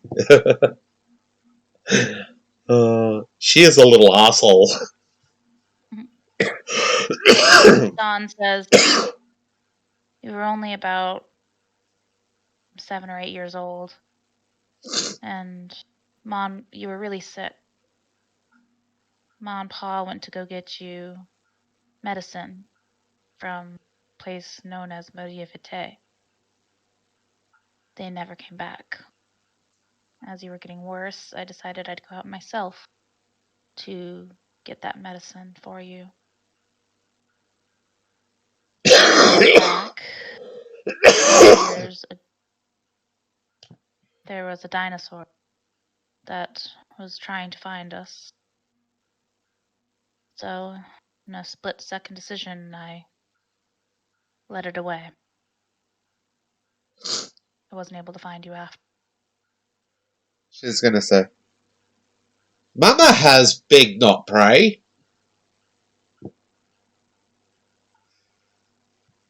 She would equate the word dinosaur with not prey. Yeah. Dawn eyebrows knit together a little in concern and says, what does it look like? Oh shit! Here we go. Where's the picture of Vince? Do you have a picture of Vince? I've got it. Yeah, I'll put it in the chat. Just so I And can on the figure out how the thingy. hell she would describe Vince. Open upload. She goes, big two leg, little bitty arm, big sharp teeth, raw lot. And yes, he does have those stripes on his tail. And She's a troll. yes, she is.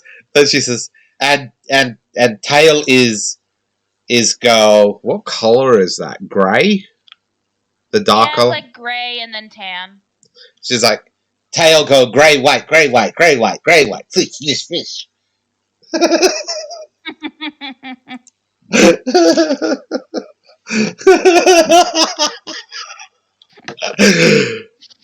Oh, what's her intelligence?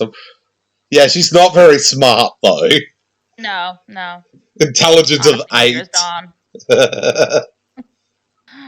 Dawn still looks concerned and says, has he ever tried to hurt anyone, especially you?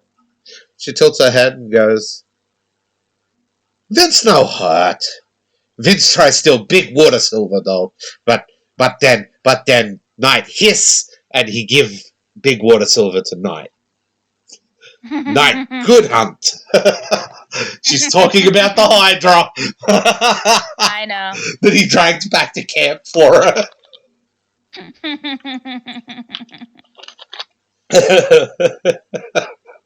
Dawn seems to relax a little bit at that and says, well, looks like he's under control, so I guess that's okay.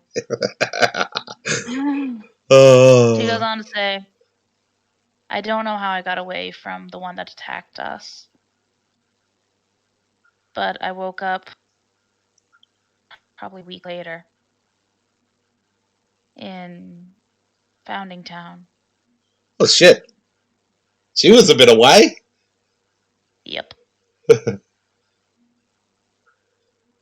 And by the time I got back to the forest, you had left the den. You had left the den, and I didn't know where you were.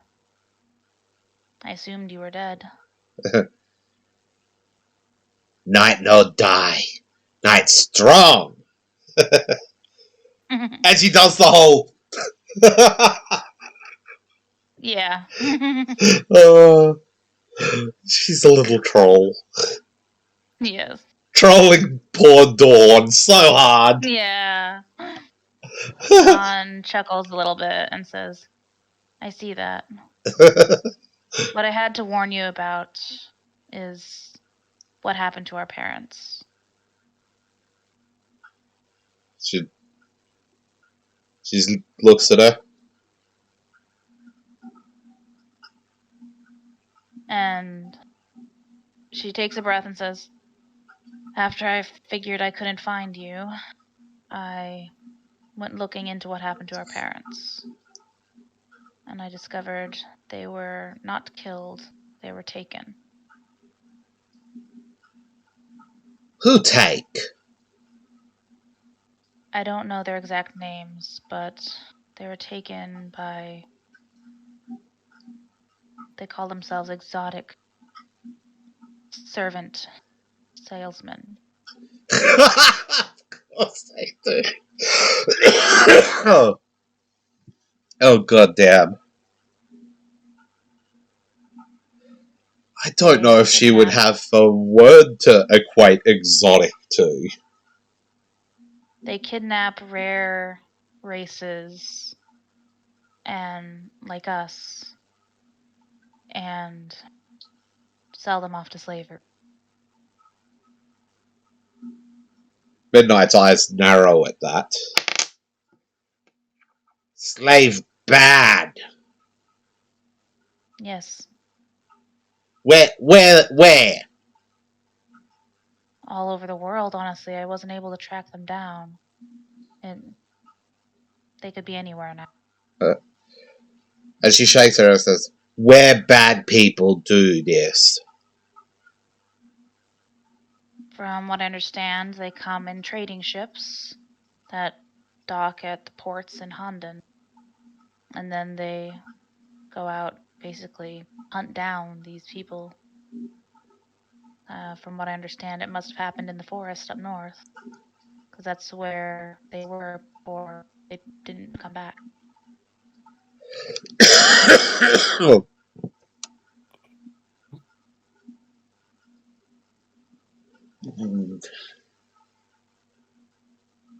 Midnight. Night tell Mama. This not loud in forest home. Oh. John Simon says, "You're the same as when you were a child in some aspects." Yes, she is. Says, "I'm sure they're already aware that things like this sometimes happen. It's a matter of being able to stop it before it happens. That's the problem. Trust me, I've advocated as much as I could. Only so much can be done."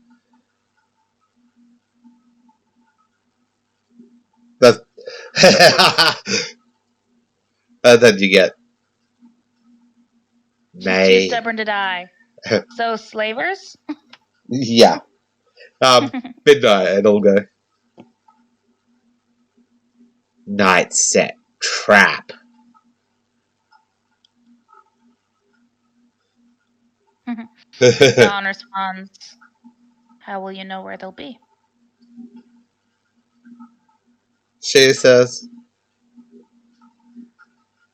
we tell. Oh, fuck.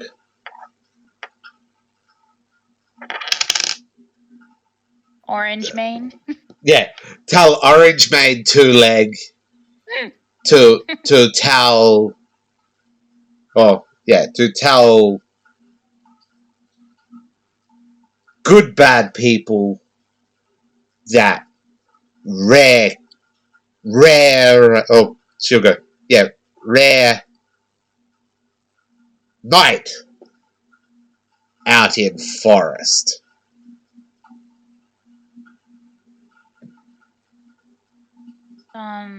Shakes your hand, says, "You're not using yourself as bait. Not that I think it would work anyway. They're not the type to be so easily tricked. They're the masters of con." Well, Midnight is on a Midnight is on warpath now. The underworld might get a few more occupants. Well, this is making a list, by the way. I need to take more people out.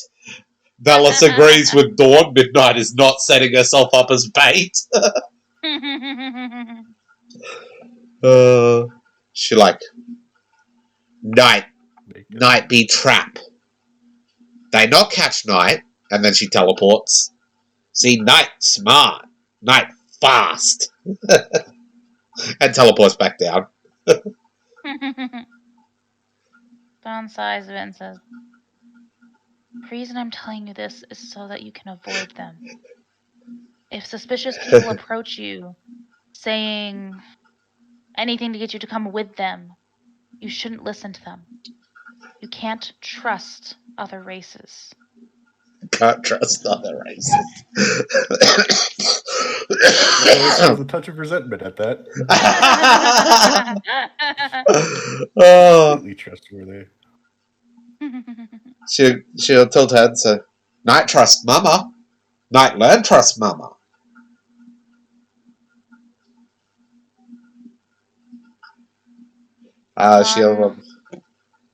She'll say, before, Night all alone, not trust nobody or no one, nothing. Night alone, Night trust only self. But is sad bad.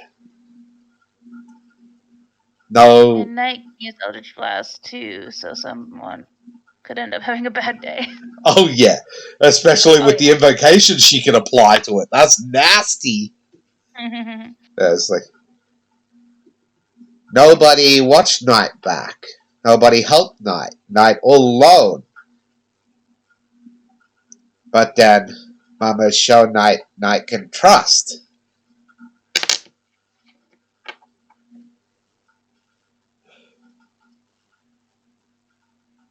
Clearly, Dawn's had some really bad experiences.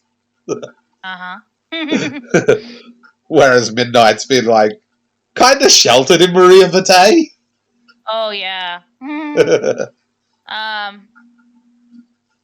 Dawn just looks at you for a while and then sighs and says,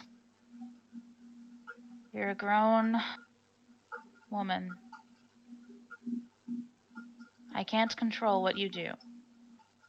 Just promise me you'll be careful, because sometimes being alone is the only safe option."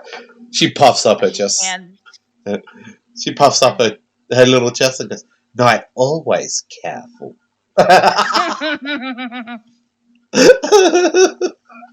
And she says, "Sometimes being alone is the only safe option." As she stands and starts to make her way towards the north. Night just sits there watching her leave, and then just before she walks out of the line of sight, she goes, Bye! She pauses and says, "Stay safe," before disappearing. Velos is following her. Valis is following her. Midnight? No, Midnight Dawn, sorry. Yep, he's following Dawn. And Dawn will head back to the. Oh, no, Midnight will head back to the rest of the group. Too many times a day. Yes. Dawn appears to just be making her way north. Just leaving. And she's just like, bye. I'm out. Velos is going to catch up. And is going to walk out of the trees and visibly now. And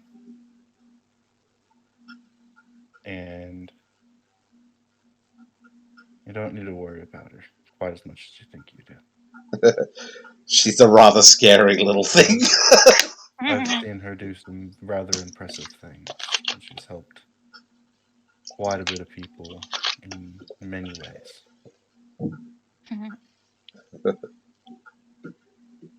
Though, myself personally, if you have any information about the slavers, I'd very much like to hunt them down.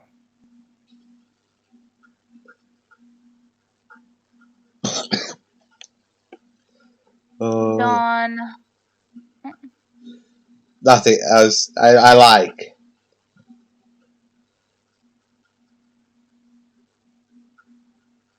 I feel like Dawn's feeling a bit broken-hearted at the moment. A little bit.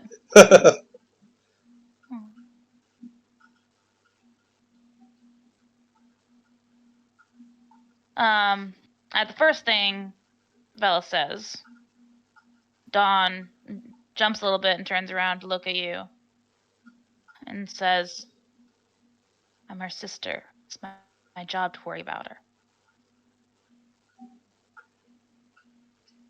And then at the second thing, she seems hesitant a moment before she says,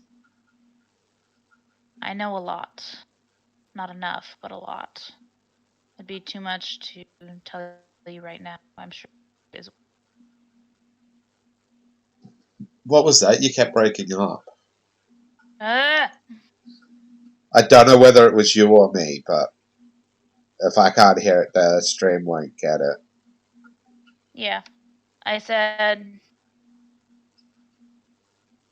"As for what I know a lot. Not enough, but a lot. It would be too much to tell you right now, as I'm sure your group is waiting for you."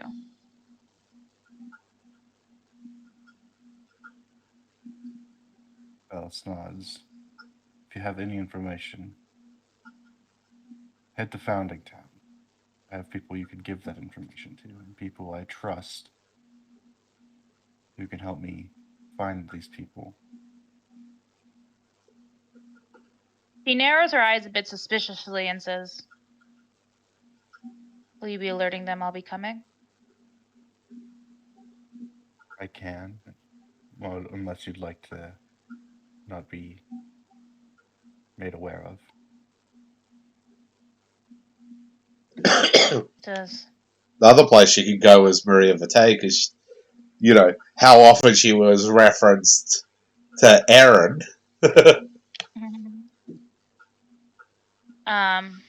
she says, give me the names of the people. I'll think about going to see them, but it'll be on my terms. Understood. And he'll give list of names. I'll have to put it together. Yeah, that's fine. Later, but he'll give a Yeah. list of names. And then I'll say, I know it probably doesn't mean much, but I'll look after midnight.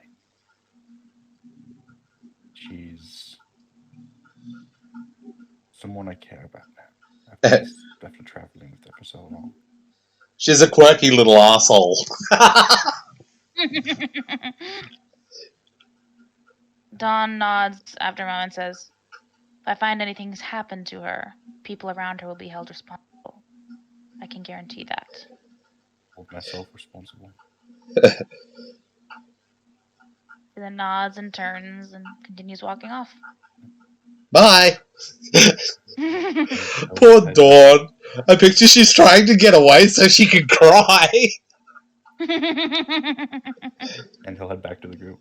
Oh, He'll hide okay. again and he'll hide again and head back to the group. Okay. I have to do this because it's just in his character.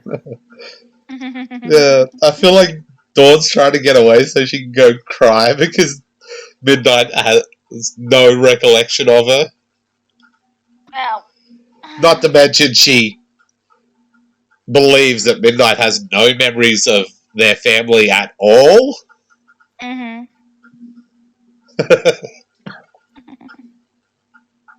People actually have a chance of seeing or hearing him. Anyone who's around when he gets back can roll spot on listen. Okay.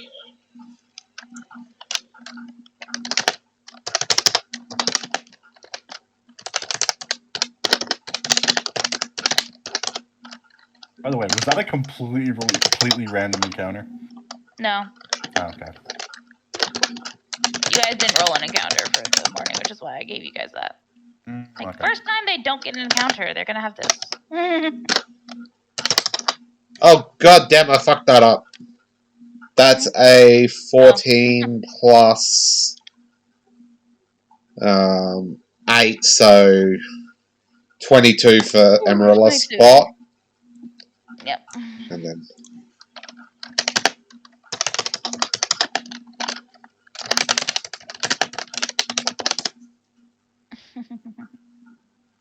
there.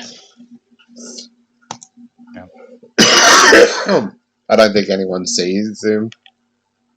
Probably not. It would take literally not 20 from anybody, to be completely honest. I'll do spot for Vivea, but Listen is not getting no. Not gonna happen. There's no way. Though, when he gets back, he does notice Midnight sitting on top of the carriage, looking thoughtful. Yeah, no.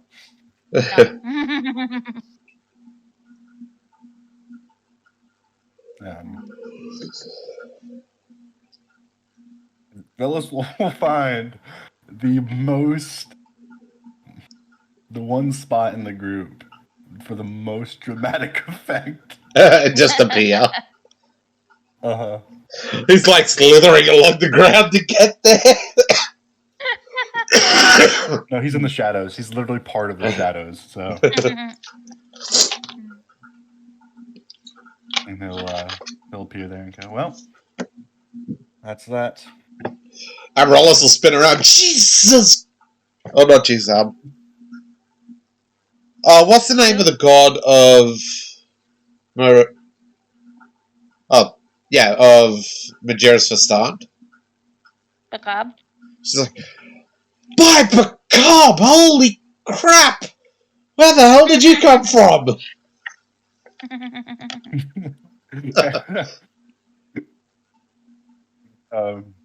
Completely straight faced. Right here. I've been here the whole time. Oh, that hurt.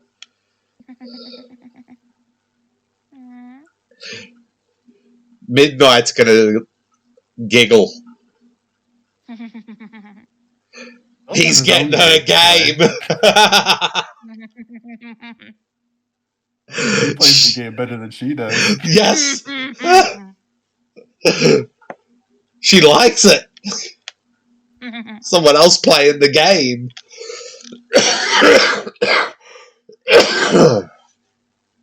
Ow. What language does Velis know? Amaryllis speak.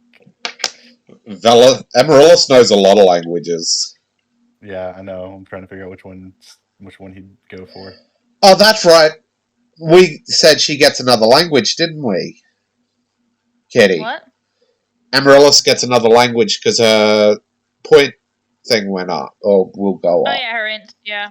Because it's Yeah, a she gets plus. another What language was it we said she'd have? She has Common, Halfling, Draconic, Abyssal, Sylvan, Celestial, Infernal.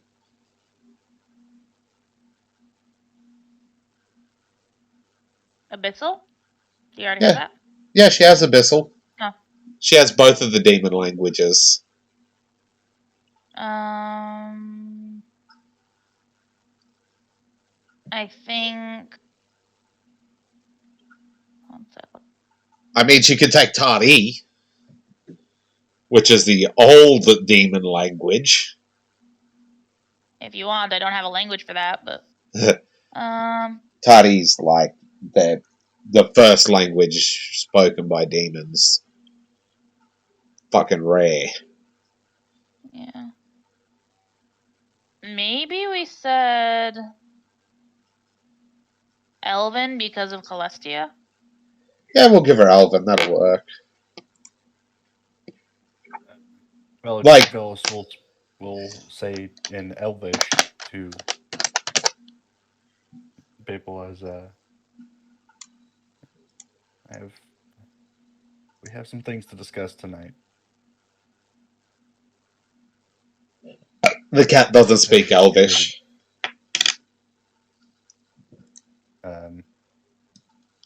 As they get ready to go. Mm-hmm.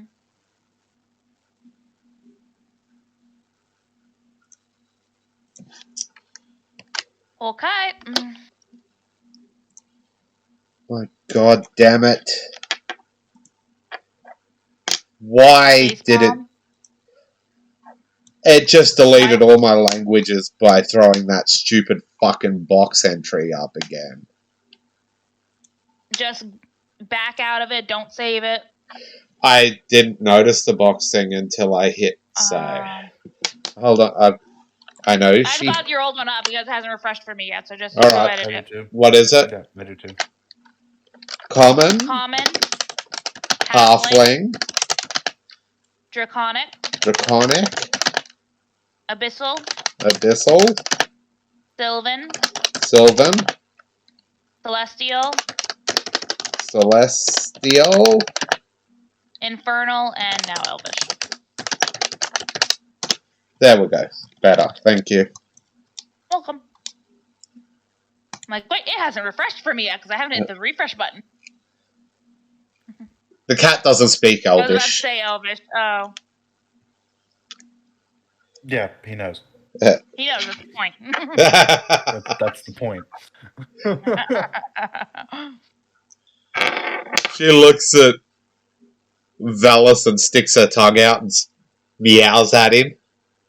He looks up and does this and sticks his tongue out at her.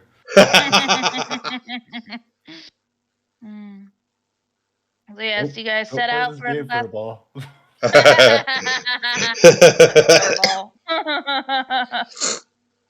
So yes, you guys set out for the last little bit of the day. Yep. Head back towards Pembernusa Tarn. Yeah. Rest of the day goes uneventfully. Night falls.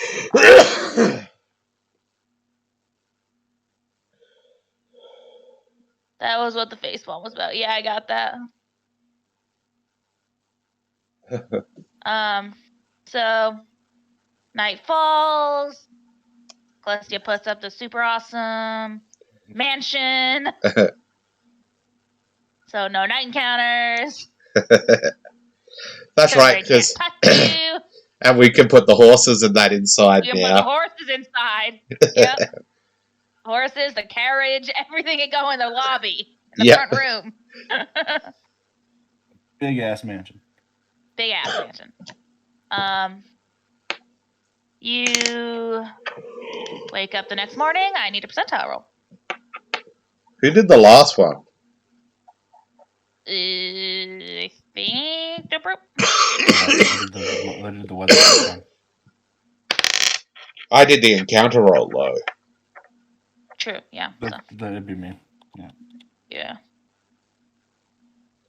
Oh, that's not good. Okay.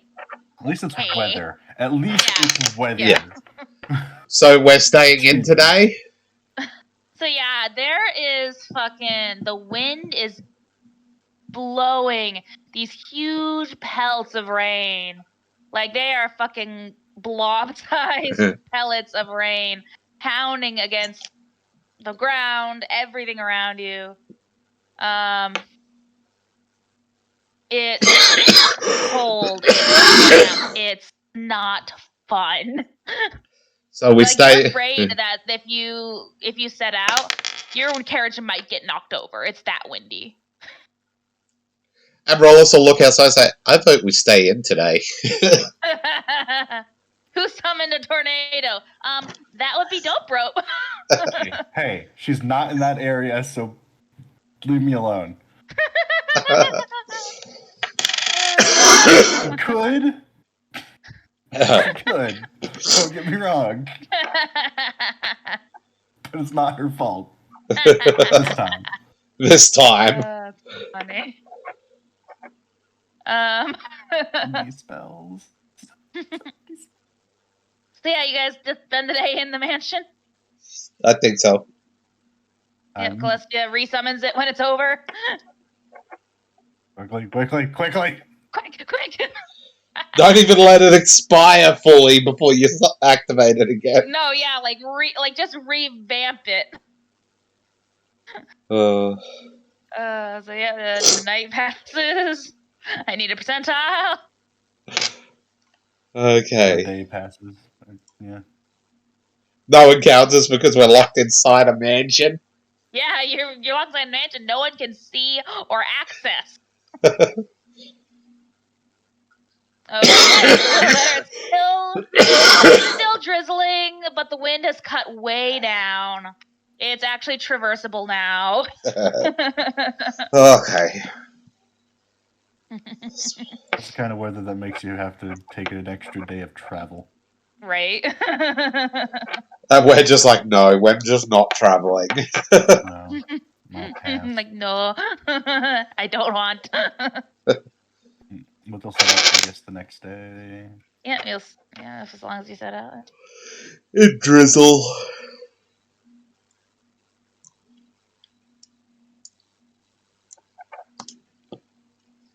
They want to ride the horses instead of get out of the rain? Could always tie the horses to the back of the carriage and ride in the carriage. Touche.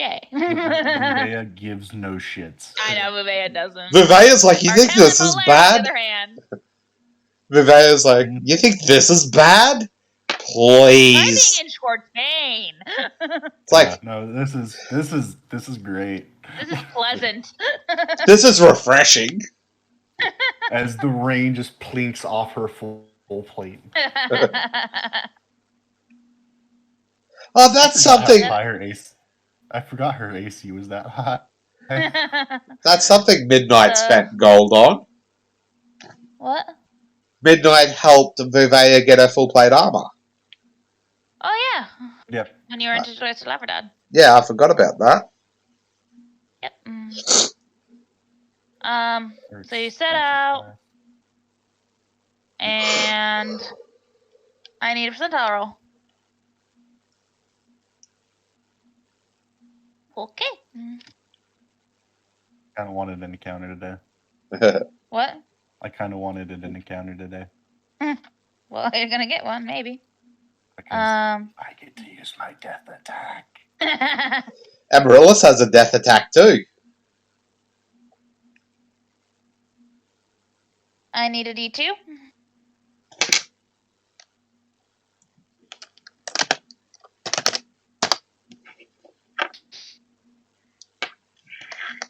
I was going to say that was rolled right.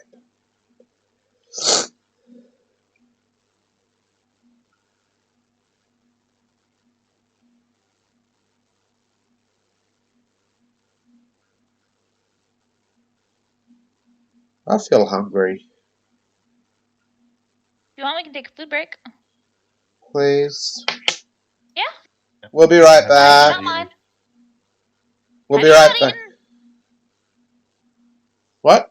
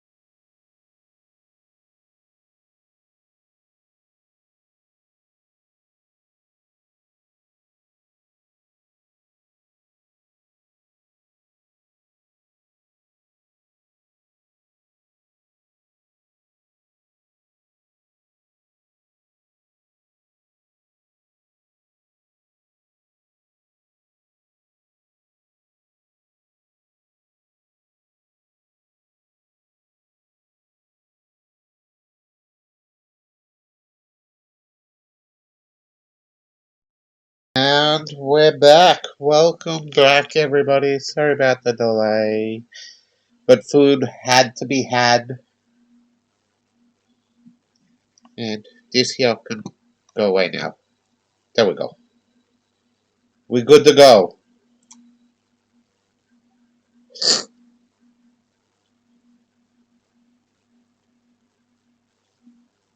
What you doing, Oh my kitty? god. Trying to count how many options there are in this freaking category. Oh, 1, 2, 3.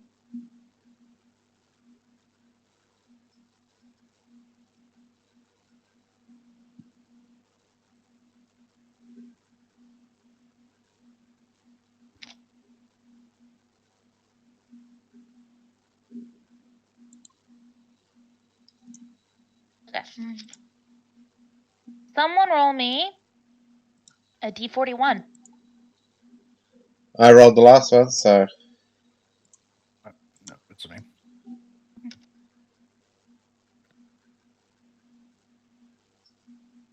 What do you want? 41. 19.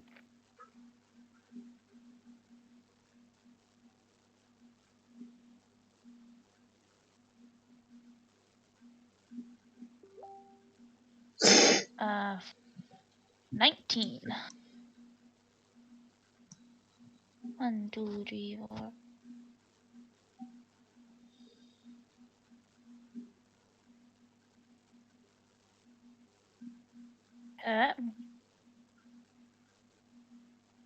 Where is that? That. Google.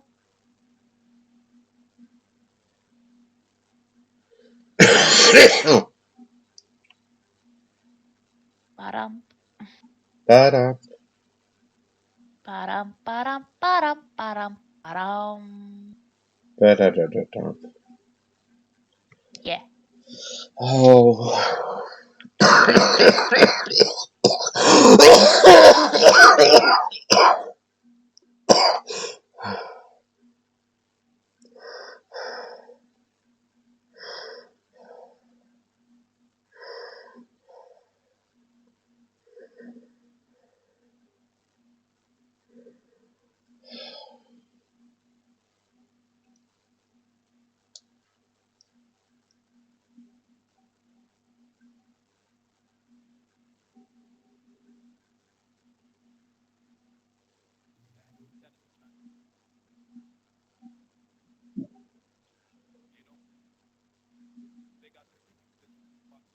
What am I hearing? I don't know. Is that you, Doprope? What? We were hearing something in the background. That was probably me. Okay. Fair enough. I'm just patient. I'm just waiting. Okay. So y'all are taking a break. About lunchtime. And I need everybody to roll a spot and listen check.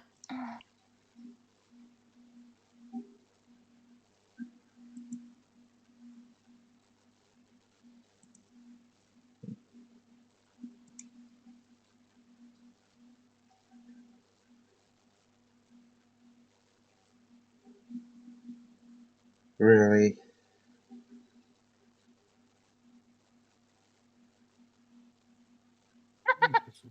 I'm pretty sure everyone's gonna see and hear this thing. Amaryllis's spot is a plus 10, I think. Plus 8.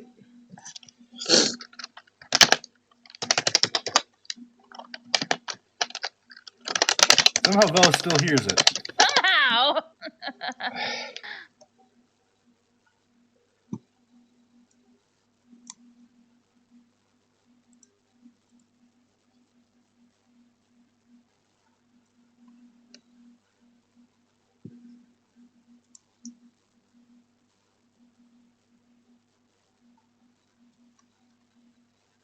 Let me know when both of you are all done reading over this thing.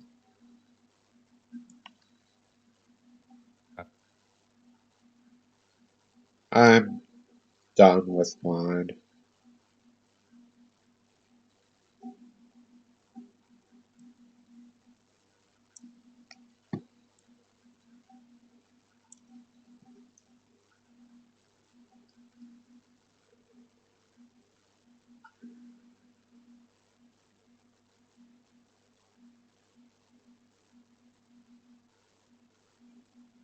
But you still got to roll dope rope.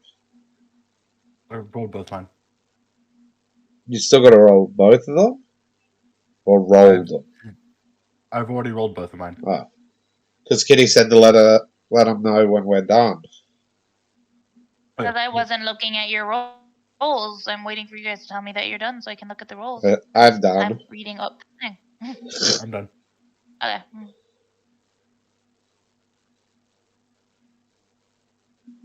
So yeah, everybody. Sees and hears this thing approaching. From where? I'm getting it. I'm getting it. Yes, but I keep Goodness. mine zoomed in a bit so I don't view the entire page. So I was asking which directions are coming from. South, east. That's what. Way somewhere. Yeah.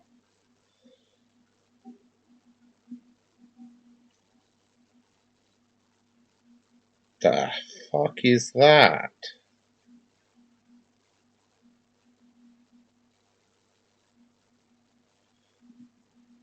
It's huge, whatever it is. It is huge. Correct. Can we get a shift Z on it when you get a second? One sec. Yeah, one sec.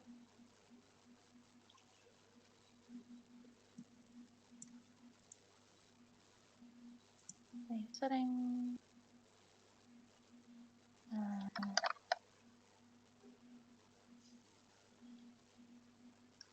The fuck is that? It looks like an armadillo crossed with a giraffe, horse, anteater, and a fucking dinosaur with the fucking tail spike thing.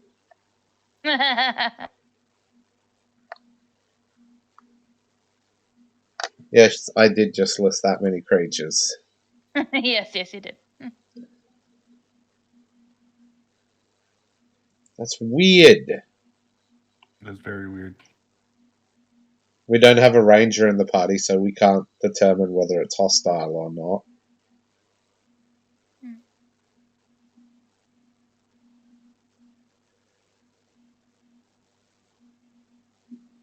Or do we have a druid?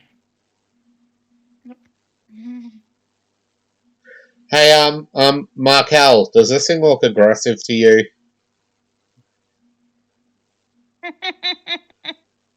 He's a fighter. Yes, but he deals with animals. One sec.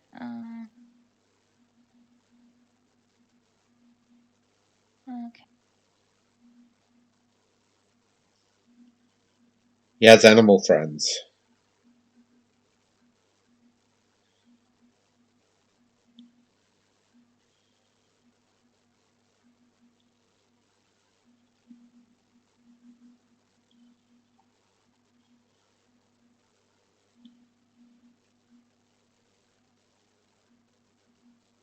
Okay.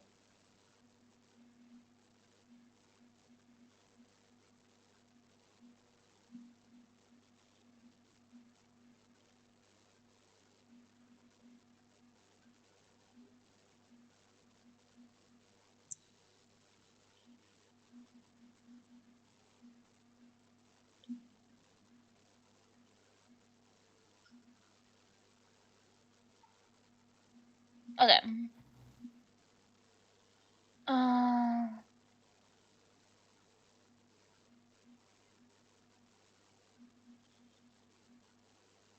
So you see that approaching, heading straight for you.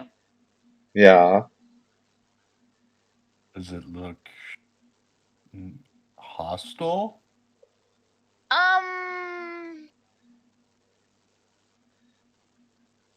You can roll me Trying to decide between a handle animal and sense motive. I'd say sense motive. Okay, we can do that. Bellis is actually pretty good. he does the talkie talks. What knowledge He check does is it pretty to well. see if we know what this thing is?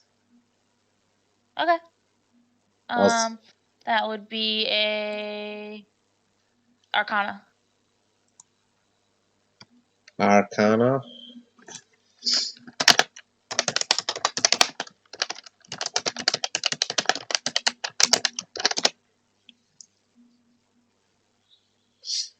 Okay. So Velis, excuse me. It at the moment does not appear terribly aggressive or hostile. It does look like it's hungry though. Please tell me what you know what this thing is. What? I was saying, please tell me you know what this thing is. Amaryllis recognizes hearing and reading about this type of creature. It's known as a disenchanter. Oh shit!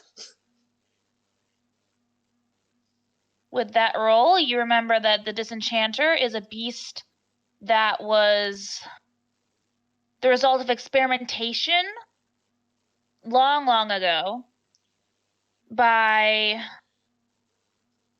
generals and military people who wanted to have beasts of war that were capable of reducing the magical strength of their enemies.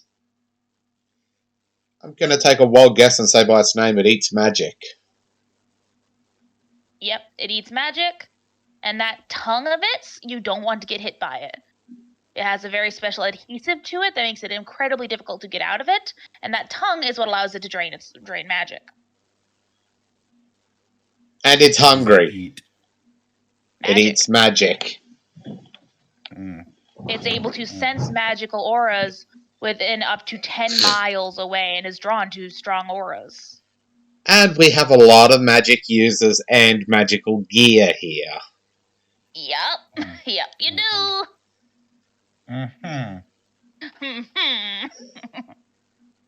Eat this, you fuck, I'll just drop an orca on it. So yeah, as you are getting ready to as you see this thing approaching, it is time to roll initiative. Hold on. Oh.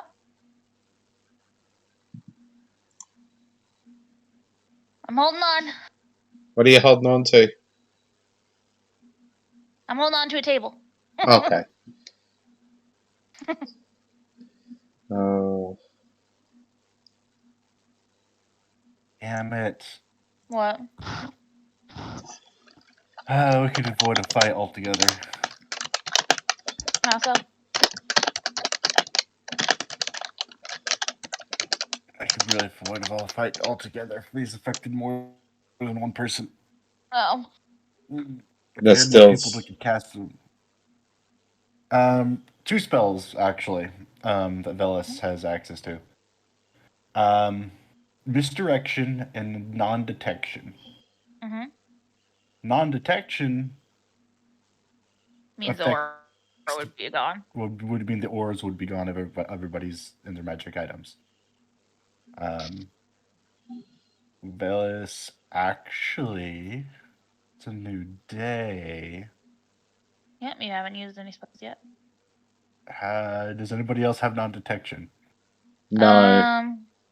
Amaryllis doesn't. Cat definitely doesn't. Polaire does not. What level spell is it? Third. I mean, it's in her book, it's just not prepared. Yeah. Yeah, same. Eva does not. Celestia does not.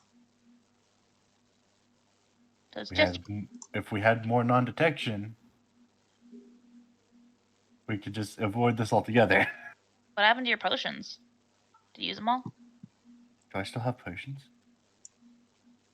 I We might had still have 4 at potions. one point. I only used one. Yeah, I think I still have those. Yeah, I still have 3 non-detection potions. Yeah. 1, 2, 3, 4, 5, 6. There's 8 members to the party technically. Not to mention the 9. horse and shit, but 9 those actually. wouldn't. Give me. 1, 2, 3, 4, 5, 6, 7, 8, 9. Yep, there's 10 members of the party. I can only shield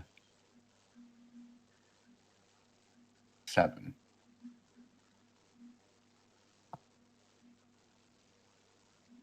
Wait, 1, 2, 3. Yeah, there's 9. So. Oh well, was a good thought. Amaryllis could end this thing real fast. What? Amaryllis can end it real fast. It is so. Oh my gosh. Alice can also end this pretty fast. Yeah. Okay. Initiative! Okay. Let's see which one gets to end this fight.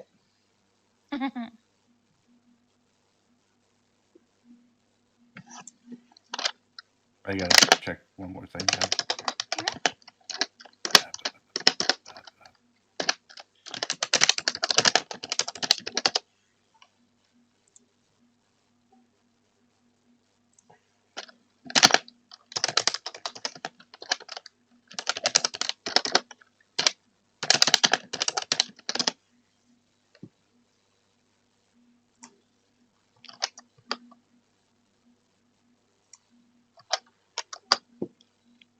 I hate being the rogue and having a lower initiative than the warlock. You need to pick up improved initiative. How many other feats I need? Of course, because I never roll initiative in good capacity.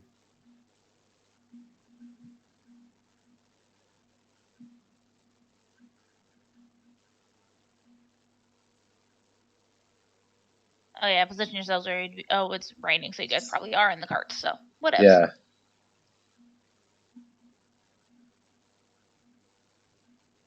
Also would have gotten closer to this end. Yeah.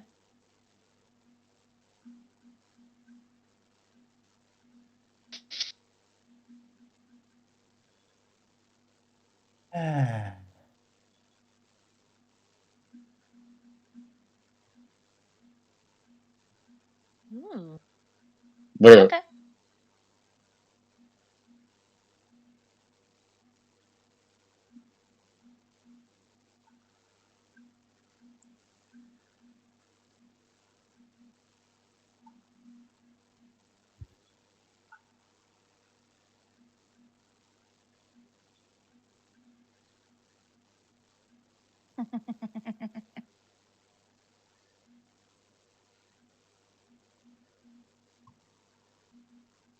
I just thought of a little fun thing I could do during this. yeah. Yep. It'll be interesting. Catch on. So war crimes? No war crimes. There's gonna Have be war fun. crimes. You gotta ruin my fun. What, just because I'm gonna hit it for 2,500 d6 damage? Is everyone done putting in their initiative? I feel like that's a bit broken. Hey, ask Kitty what the rules are for full damage.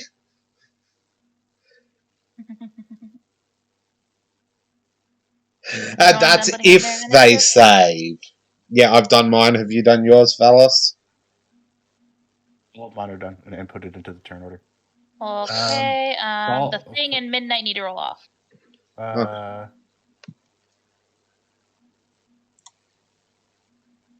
Fall damage max is at 20d6. Kitty altered it because of stupid size. Yeah. Because if you read in a lot of the stuff, people were questioning the fall damage thing for obscenely large things being dropped onto people. Like a house. Yeah. Or the And the instant fortress also does a lot more than that for deploying on top of someone.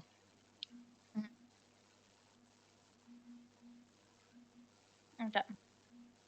I think they do it for that exact reason, so you just can't like drop buildings on people to just kill them. I believe the In instant combat. fortress deals something like 104 d6 damage. And that's in the rules. Yeah, that's part of the rules of it.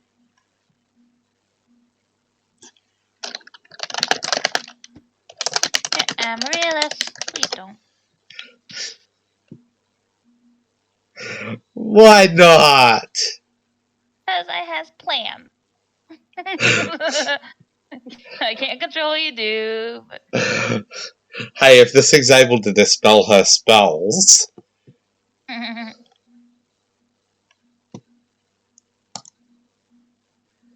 I want to do war crimes. what? I want to do war crimes. You can with another opponent. Just How's combat like it Yeah, it does.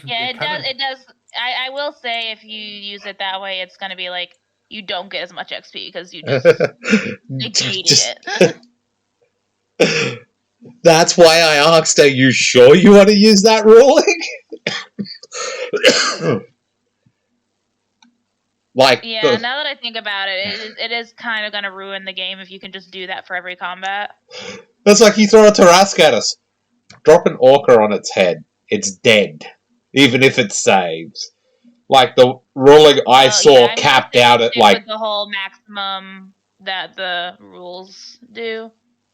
the one I saw when you extrapolated only went up to 90 d6 for No, I mean the base rules in the book. Okay. That's still more damage than I can deal with any other spell. Yeah. Alright, I'll do war crimes at that ruling. Okay. What was the maximum again? I can't remember. 20 d6. Yeah, so yeah. And you can still give him a dex save for half damage. Yeah, dex save for half damage for sure. What would that be versing? That's a good question. My spell save DC? Your spell save DC for whatever level of spell you used, I guess. Alright, let's find out what level the Orca is.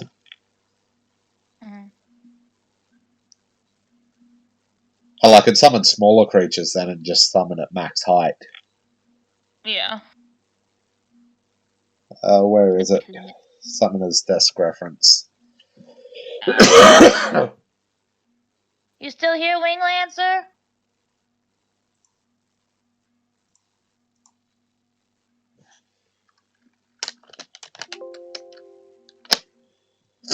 What level is Orca under?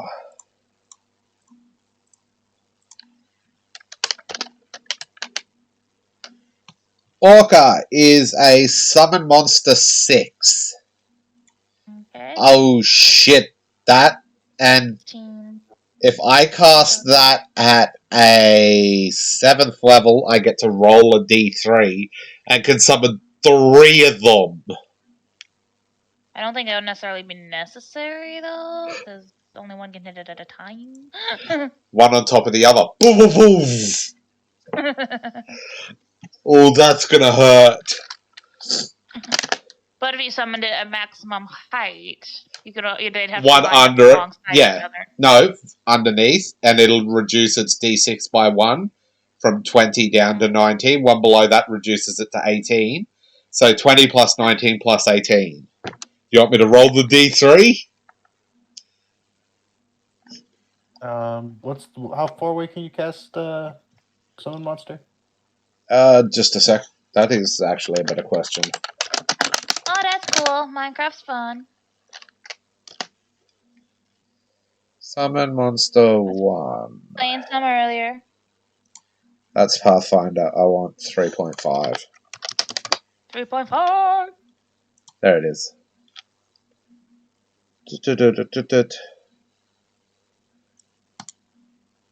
Okay, what level are we? You are level 13, I think? 14 for 14. 14 for 14 for Amaryllis. main character. Yep. Okay, so that's 7.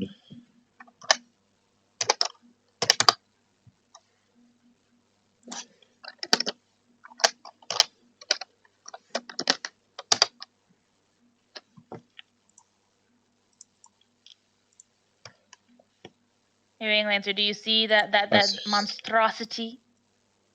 I swear it was higher than that. Does casting at higher levels increase the distance?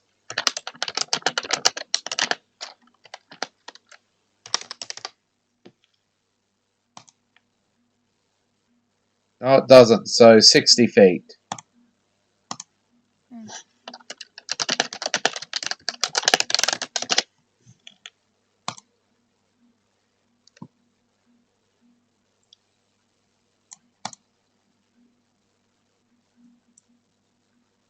Which would give you 66. Yeah.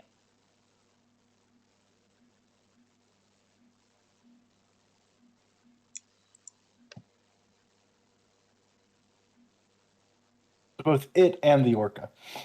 Yeah. It'd kill the orca, I have no the doubt. orca would quickly die anyway because it's on land. It's still a mammal, technically. It has lungs. Technically. It still breathes. It breathes oxygen. It breathes oxygen, but I'm pretty sure they would not be able to do anything. It flops around. Just flop around. Yeah, it would definitely drop an orca or something of similar mass on top of it. Is this a fiendish orca? Yeah, it is.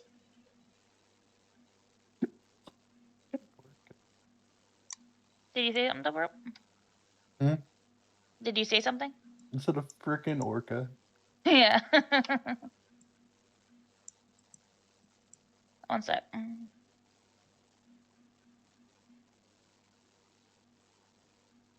Oh, okay. So I have a fun fact about orcas Yeah. for D&D. A whale can hold its breath for a number of rounds equal to 8 times its con score before it risks drowning. Nice. I mean, it makes sense. That's what real life. Just hold their breath forever. It's score or it's a score. Oh. Undies. Oh, well, I'm gonna do it. I'm doing war crimes. 3, 6, 5, 4. So that's 11, 15d6 damage. Wait, hold on. My question is this. If they're on top of each other, the damage would be done to the orca below it, not to the thing that bottom It's orca. it's They're not still gonna instantly falling die on. from- It's still falling on top of it as well. Yeah, but there's a lot of buffer in between, you see. Yes, but the rules don't Like jumping account into a for that. mattress. It is still absorbing damage because unless you just want to put it under. How much does an orca weigh again? Much of what? Male orca weighs about 8,000 pounds. Yeah, so you just want to put it under 18,000 pounds and it's okay with that?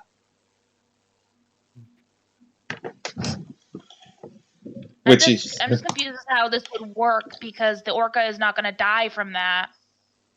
And then it's stuck then under 18,000.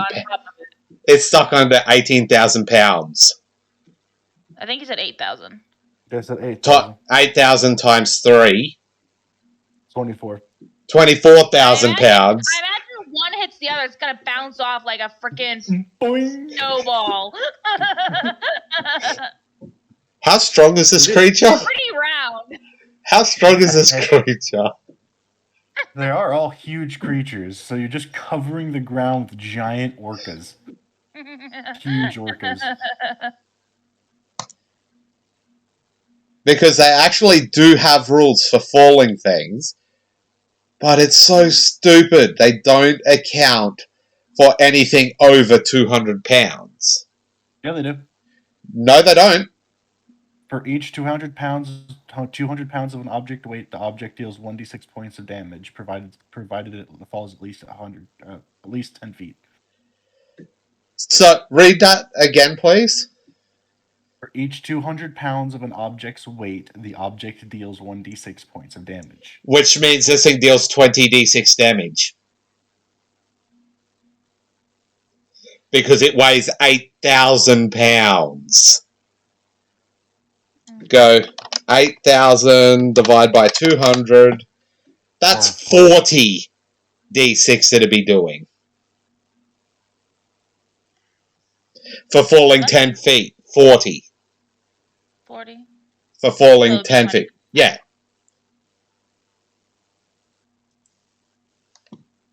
So yeah, I could hit it with fucking a lot of damage for just falling 10 feet. Okay.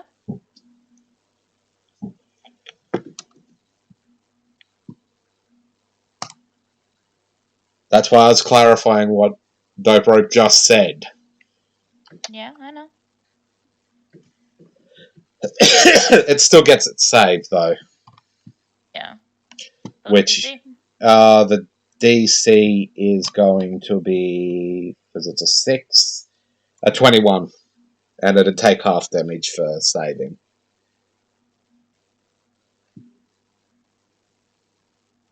Are you kidding me? Now, I'm going to be nice and only use one orca. Thank you. It's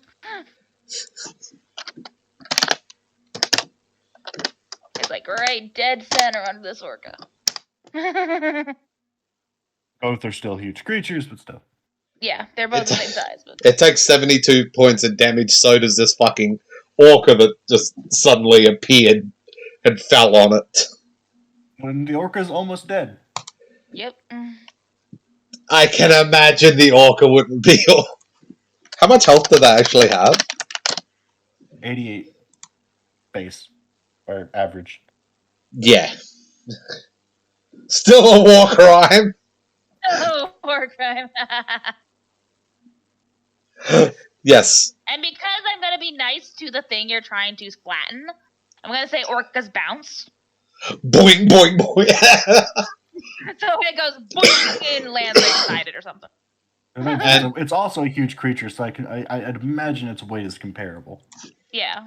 And did you know that orcas are able to move on land? In real life, that is. In real life. Yeah, I know what you mean. They're the only whale that deliberately beach themselves, and they're not even a fucking whale. Yeah, I know they're not. They do the worm. Yeah. Worm. Oh, okay, God. Now, the orca gets its turn, too. Oh, yeah, because it's still alive. Yep. There was only 1 1 and 1 6 in that whole lineup. All the rest were 4s, 3s, 2s. It's gonna try and bite this thing. Okay. Good luck. You can give it a circumstantial minus as well if you want. Yeah, because it's on land. Yes. Not maneuverable. Poor bastard. He just got dropped on this thing. I'm gonna say that misses. Nope. Yeah, that totally misses. Yeah, that's funny though. That's Amaryllis's turn. Did she move up? Yeah, she will have. Sorry. She would have had to. Yeah. Oh, can you please... Hold on, I gotta reload my page because it's all out of alignment, won't let me control anything. Okay.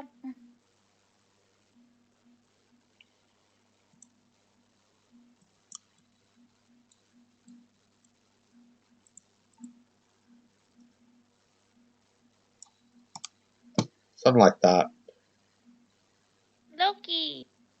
Loki would... like flutters. They can share a out of the way, like, space. excuse me. They can share a space. I thought you couldn't share space with allies after your turn. Tiny and small can. Okay.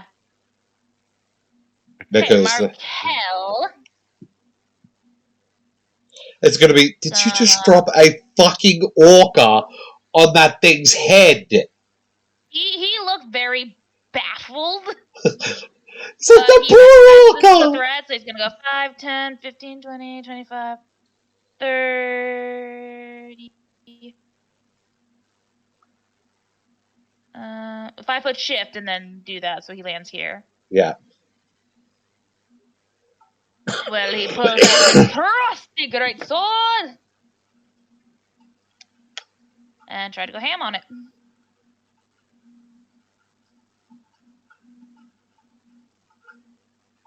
$25 misses. Holy shit, that thing's got some AC. His best chance to hit. 15 misses. And Oh yeah, he's not using 2 weapons. Never mind. no, he's not. He uses a two-handed weapon. Plus 10. Nope. Oh wait, that's a critical. So 2d. I was about to say, Jesus Christ. That is a critical, so he does hit with that. So that is 46 plus 4 plus 4.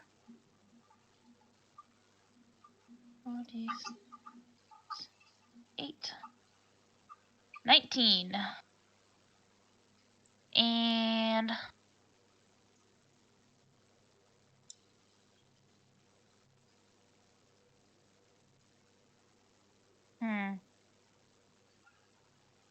I'm trying to think how this is worded. Because a +1 refers to +1 enchantments, but does it also go to +1 for masterwork? Yes. Yeah, because because Okay. that is technically a +1. Okay. It's still So he +1. surpasses the damage reduction. Minus 19. Okay. And that's all he can do. Eva! Eva!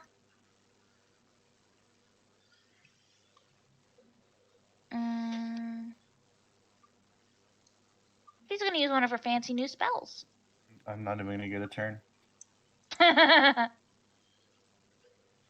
It's gonna be a little overkill. Actually, no, she wouldn't use that because it put Belle in danger.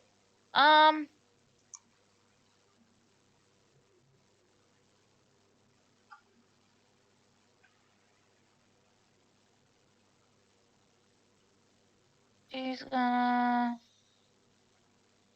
Guess she'll summon a monster. I always forget to open that. Summon a nurse desk.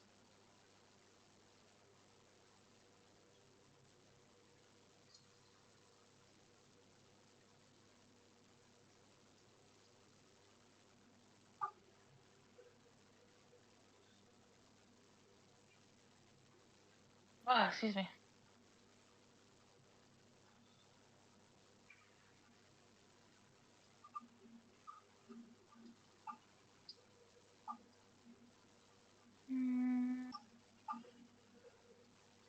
She's gonna call forth a bone devil.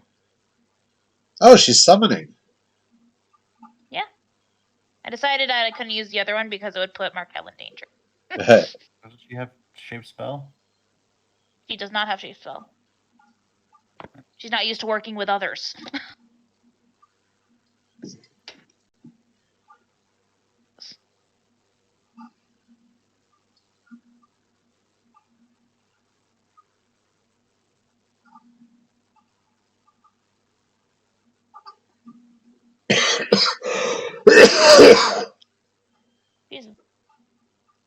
Oh.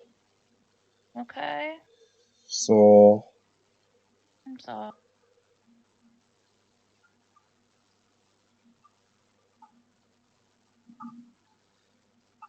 If I'd used all 3 orcas, it would have killed that thing outright, wouldn't it? Probably.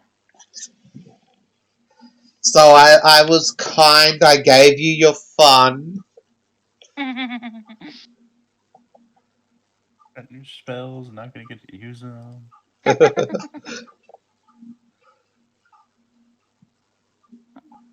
So you rule that they bounce off whatever they hit, Kitty? It makes sense to me because they're So, very I know they're soft. blubbery. What They're would happen? blubbery. Then, because she can summon them up to 60 feet, they only have to travel a minimum of 20 feet to inflict their full damage. One at 20 feet falls 20d6. Have one set at, I don't know, 30 or 35 feet, so there's a gap between it, so that one can bounce off, and the next one hits it. But doing that, That would take a lot of chance. I would say each animal gets a save. It gets a save versus each one. Yeah, obviously. And it would take a lot of chance for them to hit right where you intend them to hit. Because they're all falling in the same turns. Boof, boof, boof. Yeah, I mean timing wise. Because I choose where I summon them. Yeah. But I think when you summon multiple at once, it has to be they show up at the exact same time. Yeah. They're all showing up at the same spot. It's just they're summoned at different heights, which Okay. which gives the chance for one to bounce away, and then another. The moment it bounces off, the next one hits it. It's all the same time. It's just different spacing. Oh god, that thing looks fucking evil as hell. It's a devil. Make me summon in a steel devil. No, it's still better to summon orcas. I got to commit war crimes. I feel happy now.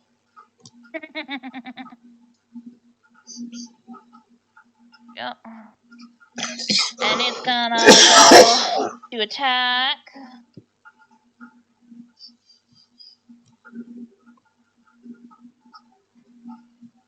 Nope.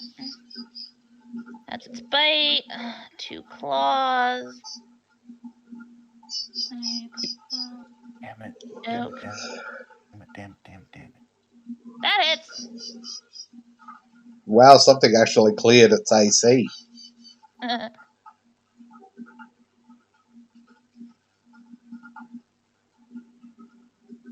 Fucking resist this spell and drop something from the sky on it.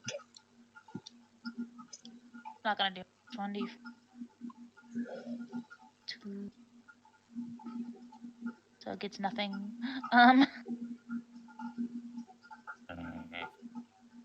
What? I'm growling at myself. Oh, okay.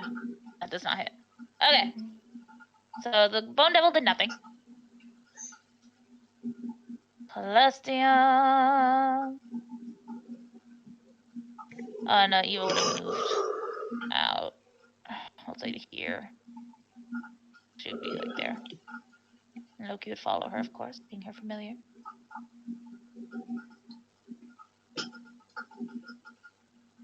Celestia. What's she gonna do? When they come for you, bad girl, bad girl. What? Don't worry. Hmm. I was adapting the Bad Boys theme song. Oh. It's bad boys, what you gonna do when they come for you, bad boys.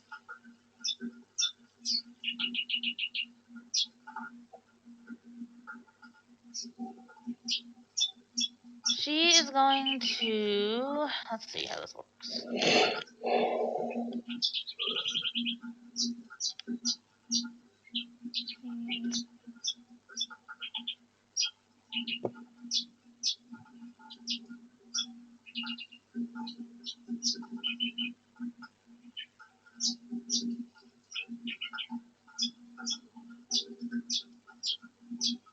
Okay, she is going to cast Hold Monster.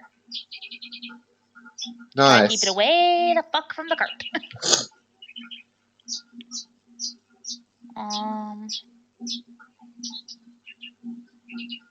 Oh crap, it's getting a turn next. Sorry, Markel, I hope you're not wearing anything magical. Who, what? Markel. Oh.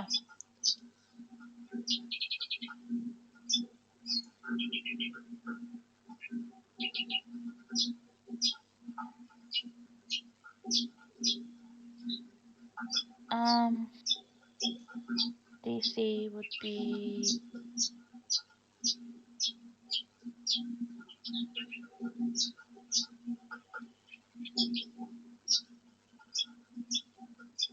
20. It will save.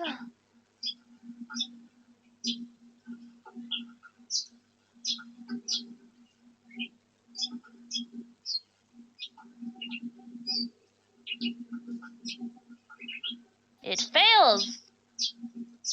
It is frozen in place. For now. For now. Its turn. It's gonna attempt to break free. It very much breaks free. But that ends its turn. I'm inclined to let it move at least, because that was a nat 20. Your call. I'm gonna have it move. So it's going to 5, 10, 15, 20, 30. Did it 5-foot shift? It did not 5-foot shift. It didn't matter because it couldn't get out of range in 5-foot shift anyway. So both the Bone Devil and Markel get attacks on and the Orca. Oh yeah, and the Orca. I didn't put the Orca down.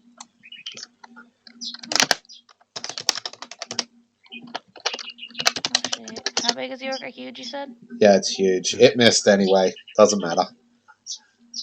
I'm just gonna say it was. Because you can't find a picture of a fiendish Orca. There it is. Challenge accepted.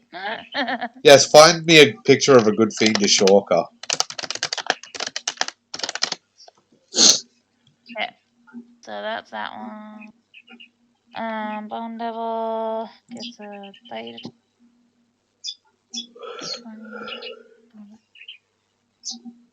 20. I found one that works for a celestial Orca, but not a fiendish. It hits. So it deals 1d8 plus 5. So it deals 3 points of damage. And Markel, the swing with his greatsword.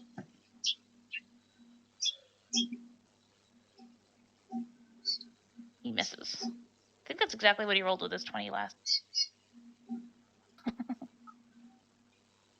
Yep, it is. Now, Amaryllis wouldn't risk summoning another Orca to drop on it because it could bounce and hit Eva.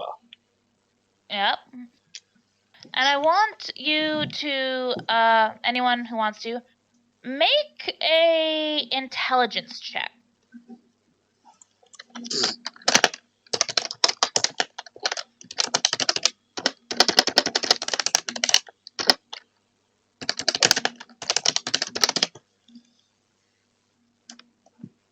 Ooh, Velis.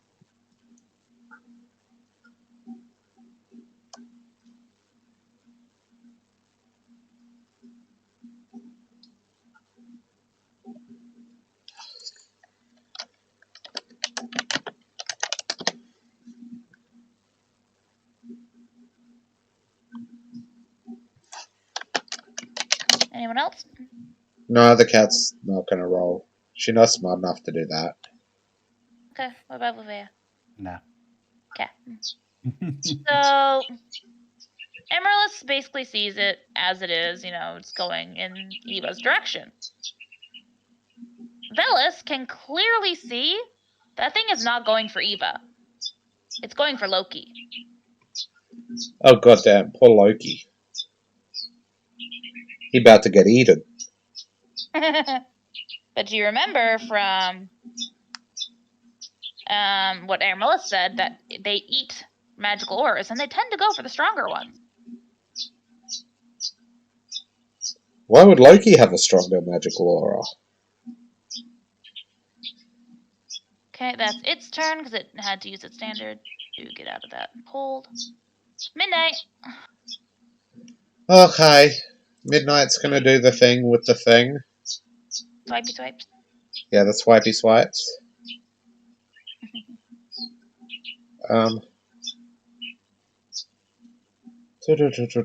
Probably use her penetrating blast, which is an essence. Does she have a shape? Oh, she could use penetrating, which is an essence, combined with sickening, which is an other. I'm pretty sure sickening was supposed. Either way, she's doing penetrating, just in case this thing has spell resistance. Yep. Oh, I forgot to roll that for fucking Celestia's thing. Oh well, it broke out anyway. Penetrating blast. That hits. Does it have spell resistance? Yeah, it does. That wasn't my caster check. That was a to hit. I have to do a caster check, which is But you said, I thought penetrating blast ignores spell resistance. no. It lowers it. Oh, lowers it by how much? This Eldritch Invocation allows you to change your Eldritch Blast into a Penetrating Blast. The Penetrating Blast gains a +4 bonus on caster level checks made to penetrate a target spell resistance. A creature affected by Penetrating Blast must succeed on a will save or have its spell resistance lowered by 5 for 1 minute. Okay, will save. Okay. So I'll do her caster check first.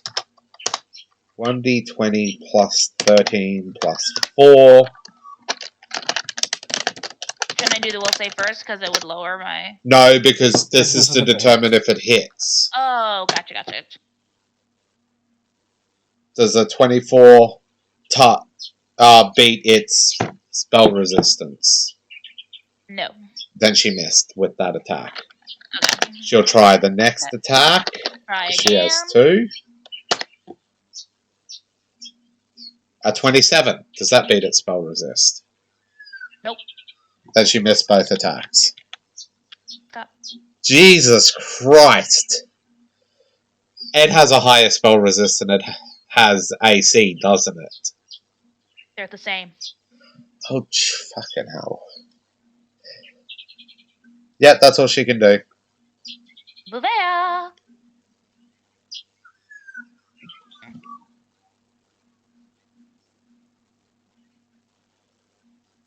That is as far as she can go on her turn. Do you want to use both your movements to get in its way? Uh, I mean, it's up to you. I was just suggesting. Because if you intercept Sure. yourself between it, it has to move past you and get a tax opportunity. sure. Sure.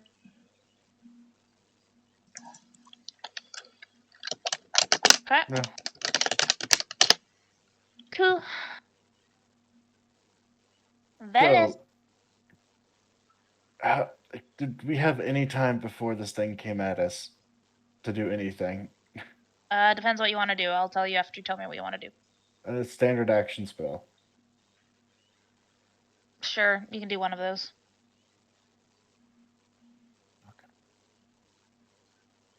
And so shifting or 5, 10, 15.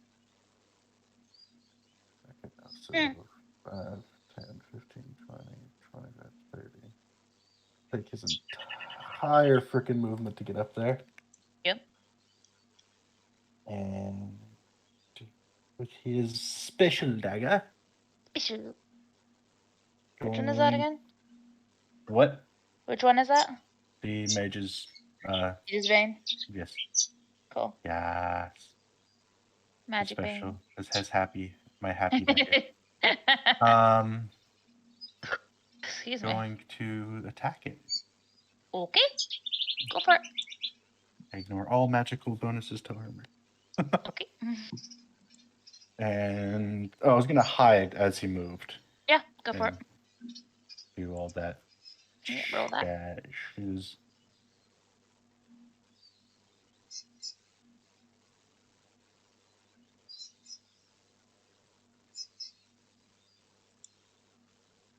Yeah, no, he said.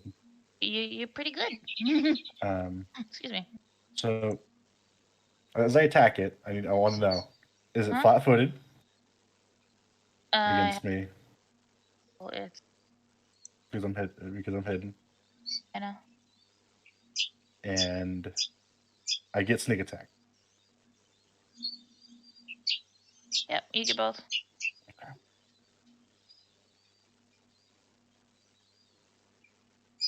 Okay. Let's hope I can hit the damn thing. Come on, dice roll for me, nice baby.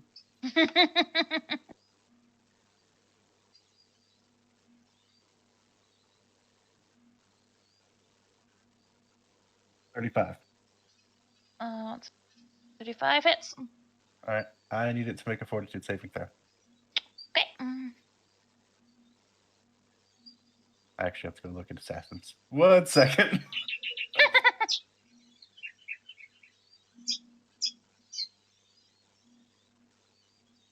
Did you get to do what you wanted to do, Kitty? Sort of. Sort of. Sort of.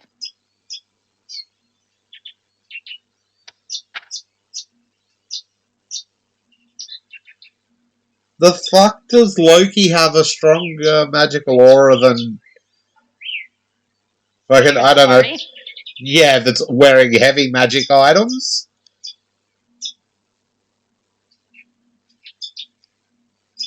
Or, you know, the fiendish weasel that's on Amaryllis' shoulder? Amaryllis isn't quite a fiend yet, so. Yeah.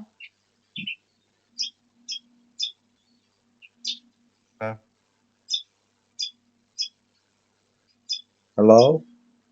Hello? I was waiting on you. What are you waiting on? Fortitude save. Oh, I thought you told me to wait, so I was waiting. No. I had to go check something. I was letting you do Okay. it while I went to check it. What's the Oh, I didn't. DC? The DC for this is, hold on, let me see if the spell doesn't change that at all. Nope, doesn't change it. So the DC for that is 22. 22. 27, they're fine. Okay. I still I'm get my sneak attack and all that fun shit. I'm gonna take a guess and Damn say it just doesn't instantly die. it. Yet. Yeah. And that is a plus what weapon? +4. Okay.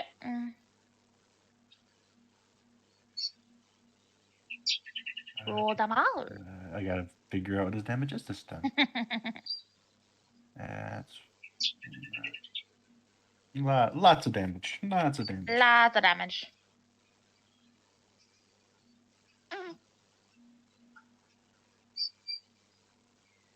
God damn. And I get to reroll the 1.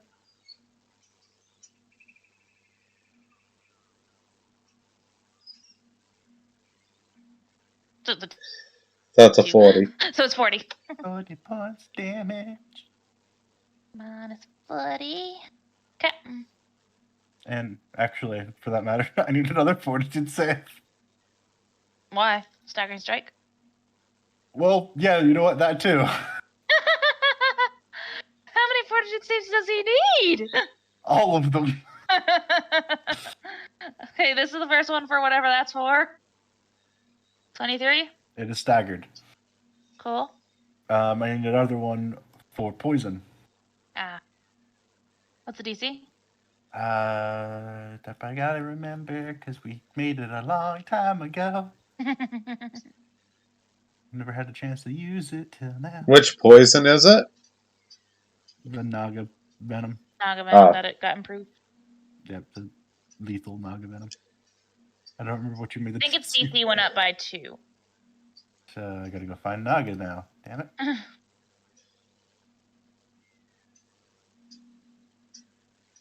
So it was a Guardian Naga. So 21. Okay. It fails. Okay.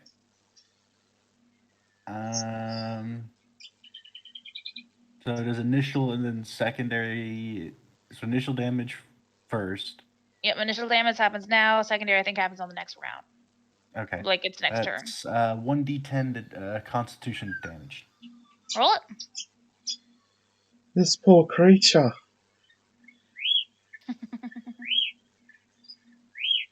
Only one. Okay. But it still takes its con down still. I know. I'm seeing if it affects its modifier, because if it doesn't, I don't care. Abilities. Damn it affects its modifier. So. Okay. Loses 1 hit HP per hit dice. 1 HP per hit die.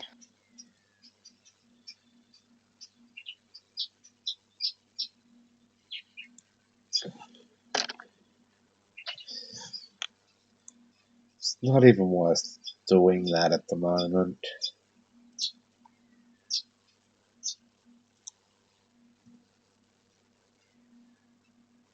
Oh, come on! You want to know how many hit points it has left? 1. It has 1 fucking hit point. 2, actually, but. I have another attack, because fuck you. And they still have sneak attack. 2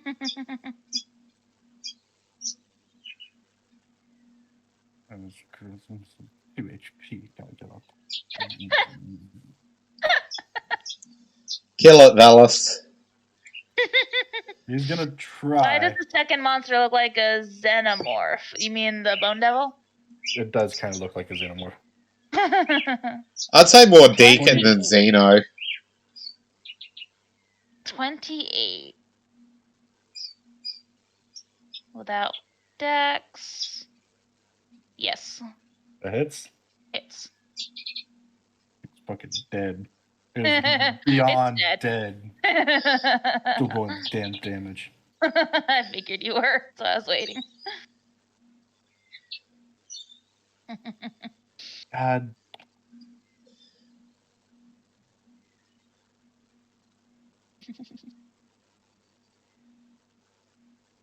Yeah. He's very dead. How do you do it?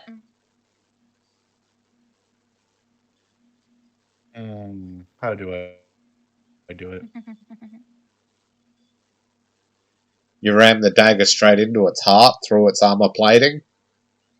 That's what I'm thinking, because it's huge, so he's having to look up. Yeah. Excuse me.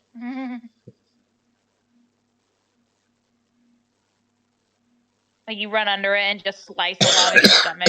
Well, okay, so what it does, because I bet it's looking down towards Eva or Loki. Yeah. He runs up, kicks off one of its legs, wraps his legs to its neck, and then he comes in with a dagger underneath, up to its heart. Nice. Another trophy to wall mount. I like it. Oh. Another trophy on the wall. Nah. Nah. That's weird looking. Looks like a horse head. With like an armadillo's body and like fucking Giraffe horns. eater tongue. Giraffe horns. Rhino. Yeah, it's weird. Cut. Delete. That can go up here. In case we use it again.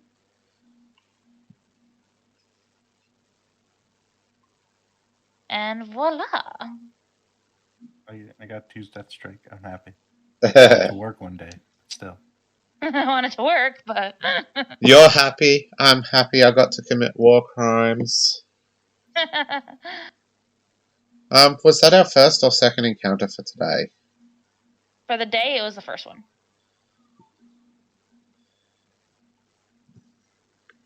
No. One more of the spells I can do today. Hey, why not mount a dragon's head? I mean, they've killed enough dragons already. We sold so. the last dragon. Sold the last one. We have. I don't know what happened to the body of the other one we killed. It just is there rotting.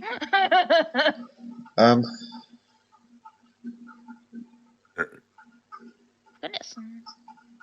So yeah, you continue on your way, I assume? Nothing to loot Wait. from it. Yeah, I was just gonna A say. wild animal. I mean, there's Okay. body parts, but Okay, I figured as much. I was just gonna ask. I was just gonna say, wait, what? Valos doesn't loot it? He loots everything. wait, what? Yeah, in treasure, it literally just has a dash. Nothing, because it's just a wild animal. After this day, can we call it, please? My head. What? I said, after this day's journey, can we call it, please? Yeah, that's fine. Thank you. I'm sorry. Well, okay. But yeah, I've decided to adjust the way I do encounters to 1 day encounter, and if you weren't in a mansion, 1 night encounter. So we can just say you guys make camp and we're done. Okay then. Okay. Thank you. No problem. Thank you for coming Bye, out. everybody. Thanks for coming out and hanging out, Winglancer. Sorry it's a short game, Yeah. everyone, because I'm yeah, Dead. dead. Well, we'll catch you next time. Adios. Bye. Bye.